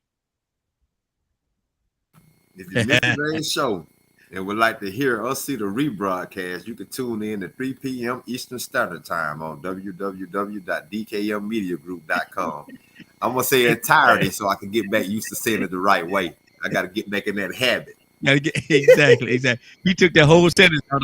That whole sentence about the eternity. He took that whole sentence out. That's slick rascal, boy. He took the whole sentence out. He didn't even put that. I got to break the bad habit, man. You got to respect that, man. I mean, I honestly caught that habit, man. I mean, I had to break it, man. I was getting programmed. There you go. I'm with you, brother. I'm with you. Well, watch this. I'm gonna pull somebody out of their comfort zone. Watch this. Mr. Hicks, pray us out, sir. Pray us out, Mr. Hicks. Say what? Pray us out. Well, all right. Dear Father, we come before you humble, come to you with the spirit of love. We ask you to bless all these conversations. May they be a doorway to open our mind and understand just all the power that you put inside of us. We talked about a lot of things today, but the true thing is prayer. We think it's just a small thing, but it's a big thing. Pray, stand in the gap for those you love. Analyze yourself, analyze ourselves. Show me where I'm wrong. I know there need to be a depth of things in my life. I'm not God. You are God. Ask you to bless this, everyone within my voice. And we ask this all in the name of the risen Christ. Amen. Go ahead, preacher. Boy, I threw you off guard that time, didn't I? I threw a monkey wrench at you. Yeah, you got it. Yes, sir. I threw a monkey wrench at you that time, didn't I? Yes, Lord. Yeah, I can. There you go. Hey, it's been a great broadcast. But you got to leave Rico alone now. You gotta leave Rico. No, Rico got to stay in eternity, man. He got to stay in eternity, man. He got to stay in eternity. That's a part of the contract he signed, man. He signed the contract. He wants to sign the contract. Man, look, man, I would have felt so bad if I'd have heard somebody say it out in public, and I'd be like, man, you said that wrong. Entirety. The whole time you're right. No, you be arguing about no eternity, man. Don't say it like that. Eternity. Say it like I said. Man, nah, I had to break that, man. It's a habit, man. You know that. But I mean, that's the subconscious thing. Sometimes we think it's something small.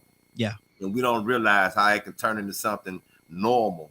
Regular for us, you know what I'm saying? So it's something, you know, that was a small thing that we talking about, but it is something, you know, even though we laughing about it, I think that's something that everybody could look back on and say, you know, what is it that I participate in that really may be a bad habit or contribute to something, evolve into something bigger, a bigger problem later on down the road. Exactly. That's good. And people don't think about stuff like that, man. People don't think about stuff like that. It just happens unconsciously. Exactly. Cassandra, some tell me you got something on your heart before we get out of here. What's on your heart, sis? No, I'm good. Nothing. Nothing. Go ahead. Yeah, it is. It's something on you. What is it? Nothing. Thank you. Okay. Well, look here. I want to thank everybody for joining us more. It's been a great broadcast. I want to thank everybody for joining us more than that. I want to thank you for allowing DKM Media Group and Associates and the Morning Glow for being a part of your morning. It is now, 10:08. You're about to exit the Morning Glow. But before you go, I want you to do me two favors, if you will. One, I want you to continue to pray for us because we are certainly praying for each and every one of you. Number two, why this is real simple. I want you to go out there, find somebody, and give them a hug, because you never know. It could be the only hug that they get, or it could very well be their last. Love you, and ain't nothing you could do about it. Have a great day and a better tomorrow. And that we shine some of this light on you from the morning glow. Take it out there into this wicked and cruel world that we live in, and let your light so shine. If you get an opportunity, give somebody some love. You just might find some love in return. Won't that be a beautiful thing? Have a great day. Take care of each other. And please, please, please be blessed. Give somebody some love and truth today. They would appreciate it, and I'm sure that you will as well. Have a great day. Love you. Talk to you tomorrow morning if God says the same.